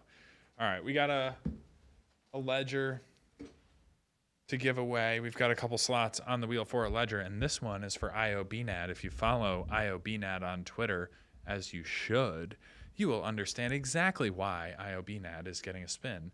He is all over the map, clipping Monad in the morning, clipping other related Monad content, and I'm pretty bullish on IOBNAD's growth. So keep it up, IOBNAD. This one's for you. What do we got? Is that 1,000?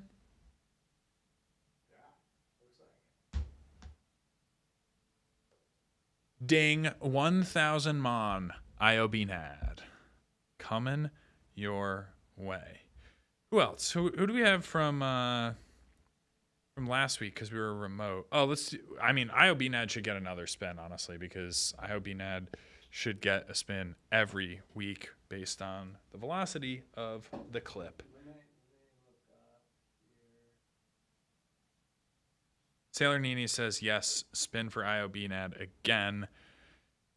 IOBNAD says 1,000 Mon, that's good. It is good. Supposed to keep track of who. Hey, don't give Sailor Nini a hard time. Sailor Nini is the best. All right, IOBNAD, another one for you.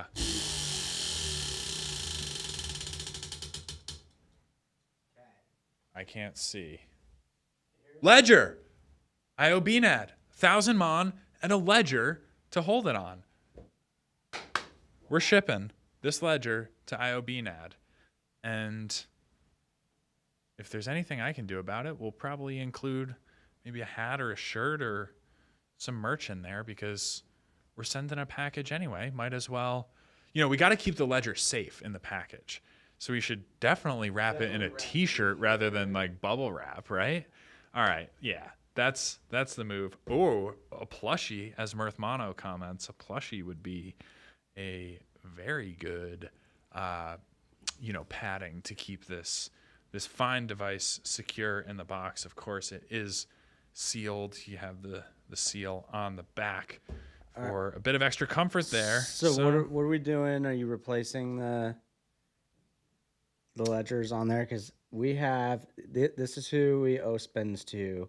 We got From Saw, Okay. Mirth Mono, Yeah. Carol, Soul Sal, and Celestial Natty. Okay. Let's make a rule that I really don't want to ever use this marker again because it's so bad, and the other one, that bad? the other marker is even worse. I never even want to touch or see those again.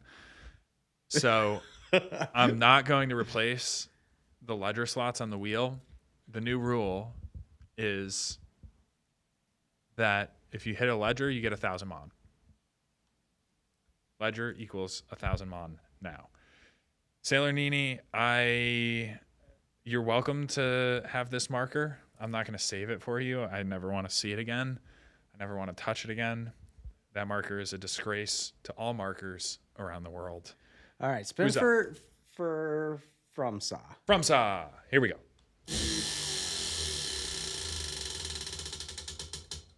1,000 mon. Did it hit a ledger? You did. Oh, see, I was worried that we weren't going to hit it. Bless you, Jessup. Ah, thank you. Bless you. All right, I was worried that we weren't going to hit it, but we did, and that's great. 1,000 mon from Saw. Who's up? Mirth? Mirth Mono. Mirth Mono. What's up, NJ script writer? Thank you, Nini. What do we got? I can't see. Is that a ledger? 1,000 mon for 1,000 Mirth mon. 1,000 mon. We're We're giving away lots automatic. of ledgers. Yeah. We don't have the inventory to give away, but as Clayton said, maybe we'll place a bulk order, get some Monad engraved ledgers, just so you know. Is next. Just so you know. Carol's up. All right. I see Carol in the chat. Thanks for being here, Carol. This one's for you. For Carol, what do we got? 690. 690. It's not 1,000, but it's not 0. 690 coming your way, Carol. Who's up? Soul Sal. Soul who has Sal. not been in the chat for the first episode that I think I can recall. So. Oh, wow. Soul Sal, we miss you. Soul Sal's probably enjoying her merch pack. And Yeah. so, God bless it. I hope you enjoy. Still gonna spin for Soul Sal. Nini says Soul Sal's busy. Busy doing what? Busy 6, winning 7. 67 mon on the wheel, Soul Sal. What up, headphone? That one's gonna cover a good amount of gas for you at the least. So it ain't nothing. Farhad's wants you to do the 6-7 thing. No, not doing that. Yeah, he definitely didn't say that either. All right. Last but not least, Celestial Natty. Celestial Natty. Celestial Natty is, first of all, a legend, but kind of a sick name. It is. Celestial Natty. Also, It's a little bit reminiscent of like early Xbox gamer tag that you get like auto assigned, like Celestial Natty or like Custom Grass 47. I like it. it's also cool. Celestial Natty asked today, do you think quantum computing is going to break crypto? What do you think we will need? What would be the biggest risk for security? So we had already prompted that as a question, and Celestial Natty was also thinking about it. So I just wanted to shout that out because, yeah. You got the timestamps on that? What do you mean? Did you see it? No. I did see it come through. I just wasn't sure when. I'm just joking around. Because we also have it on our pre-doc as well. So Yep, we do. Soul Sal is working, says Sailor Nini. Soul Sal, hey, respect the hustle, respect the grind. Wish you were here, but hey, you know what? That's fine. It's is that all our spins for the week? you didn't spin for Celestial Natty. I thought I did. 6-7. No, that was for. Wait. Someone help us out here. No, I'm pretty sure you did not. You spun for. I just talked about how great Celestial Natty's name No, is. yeah, that was for Soul Sal. Oh, thank you. Yeah, it was- Thank you, Jessup, and thank you, Farhads. And- Farhads called that out straight and- up. You know what? and, Let's give a Lenz spin to did. Farhads because of that. We're gonna raise the bar a little bit in terms of how easy it is to get prizes on the show. But hey, you know what? We'll Today do, is a celebration. yeah. Today is the day of love. It's the Throughput Thursday of generosity. Just spin the thing. All right, Celestial Natty, this one's for you.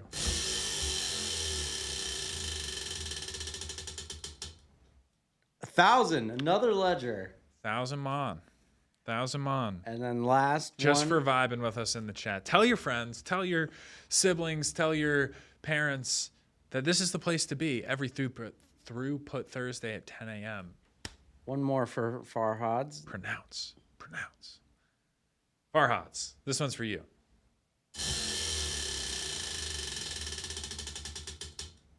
42.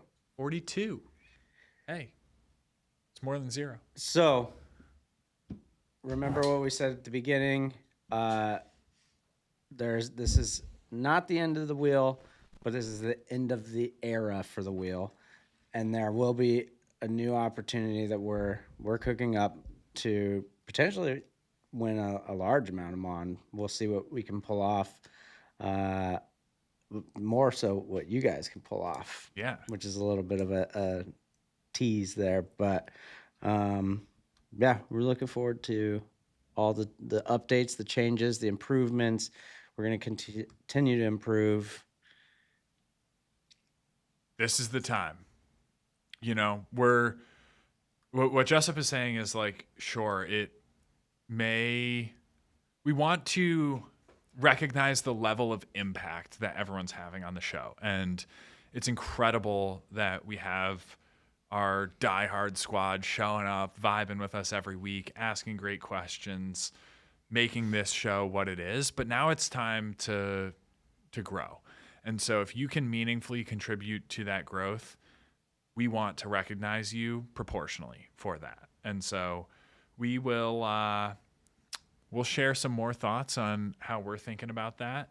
But, you know, would encourage you, if you see an opportunity, run with it. If you think and want to help us, if you think you can help us grow the show and you want to do that, you know, get something in motion, and, you know, we would love to recognize that. I think, you know, back to the conversation previously with Zach, like, this is the time. There is a ton of opportunity out there, and, you know, Twitter and socials will potentially tell you otherwise, but there's never been more opportunity than there is today. But it's a game of no shortcuts. It's going to require hard work, and that's exactly what the Monad ecosystem is about. That is exactly what Monad itself is about.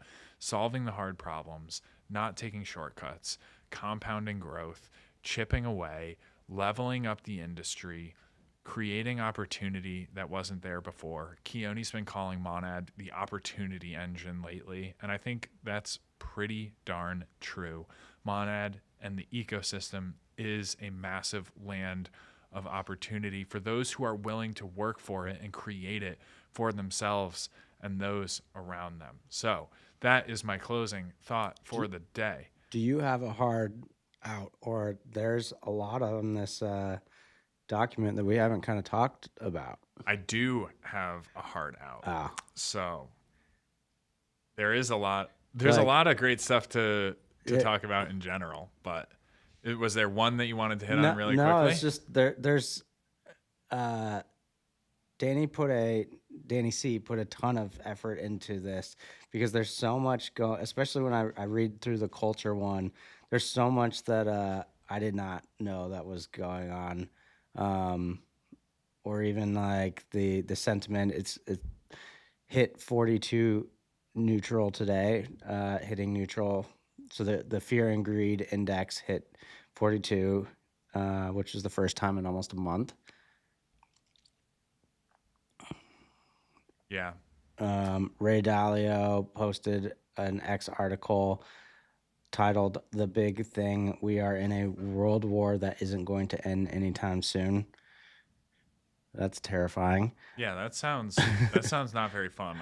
Let's go back to Iran reportedly charging $1 per barrel of oil passing through the Strait of Hormuz to be paid in Bitcoin. Yeah. That's interesting. I mean, there's a lot of situation monitoring going on, and, you know, it is. But then we have the Artemis 2 space mission continues to be the talk of the town this week, but not entirely in the way you'd expect. Several food and restaurant brands had viral posts this week on the topic. Nutella was the clear winner of the attention, as a jar of Nutella was seen floating past one of the live feed cameras inside the ship.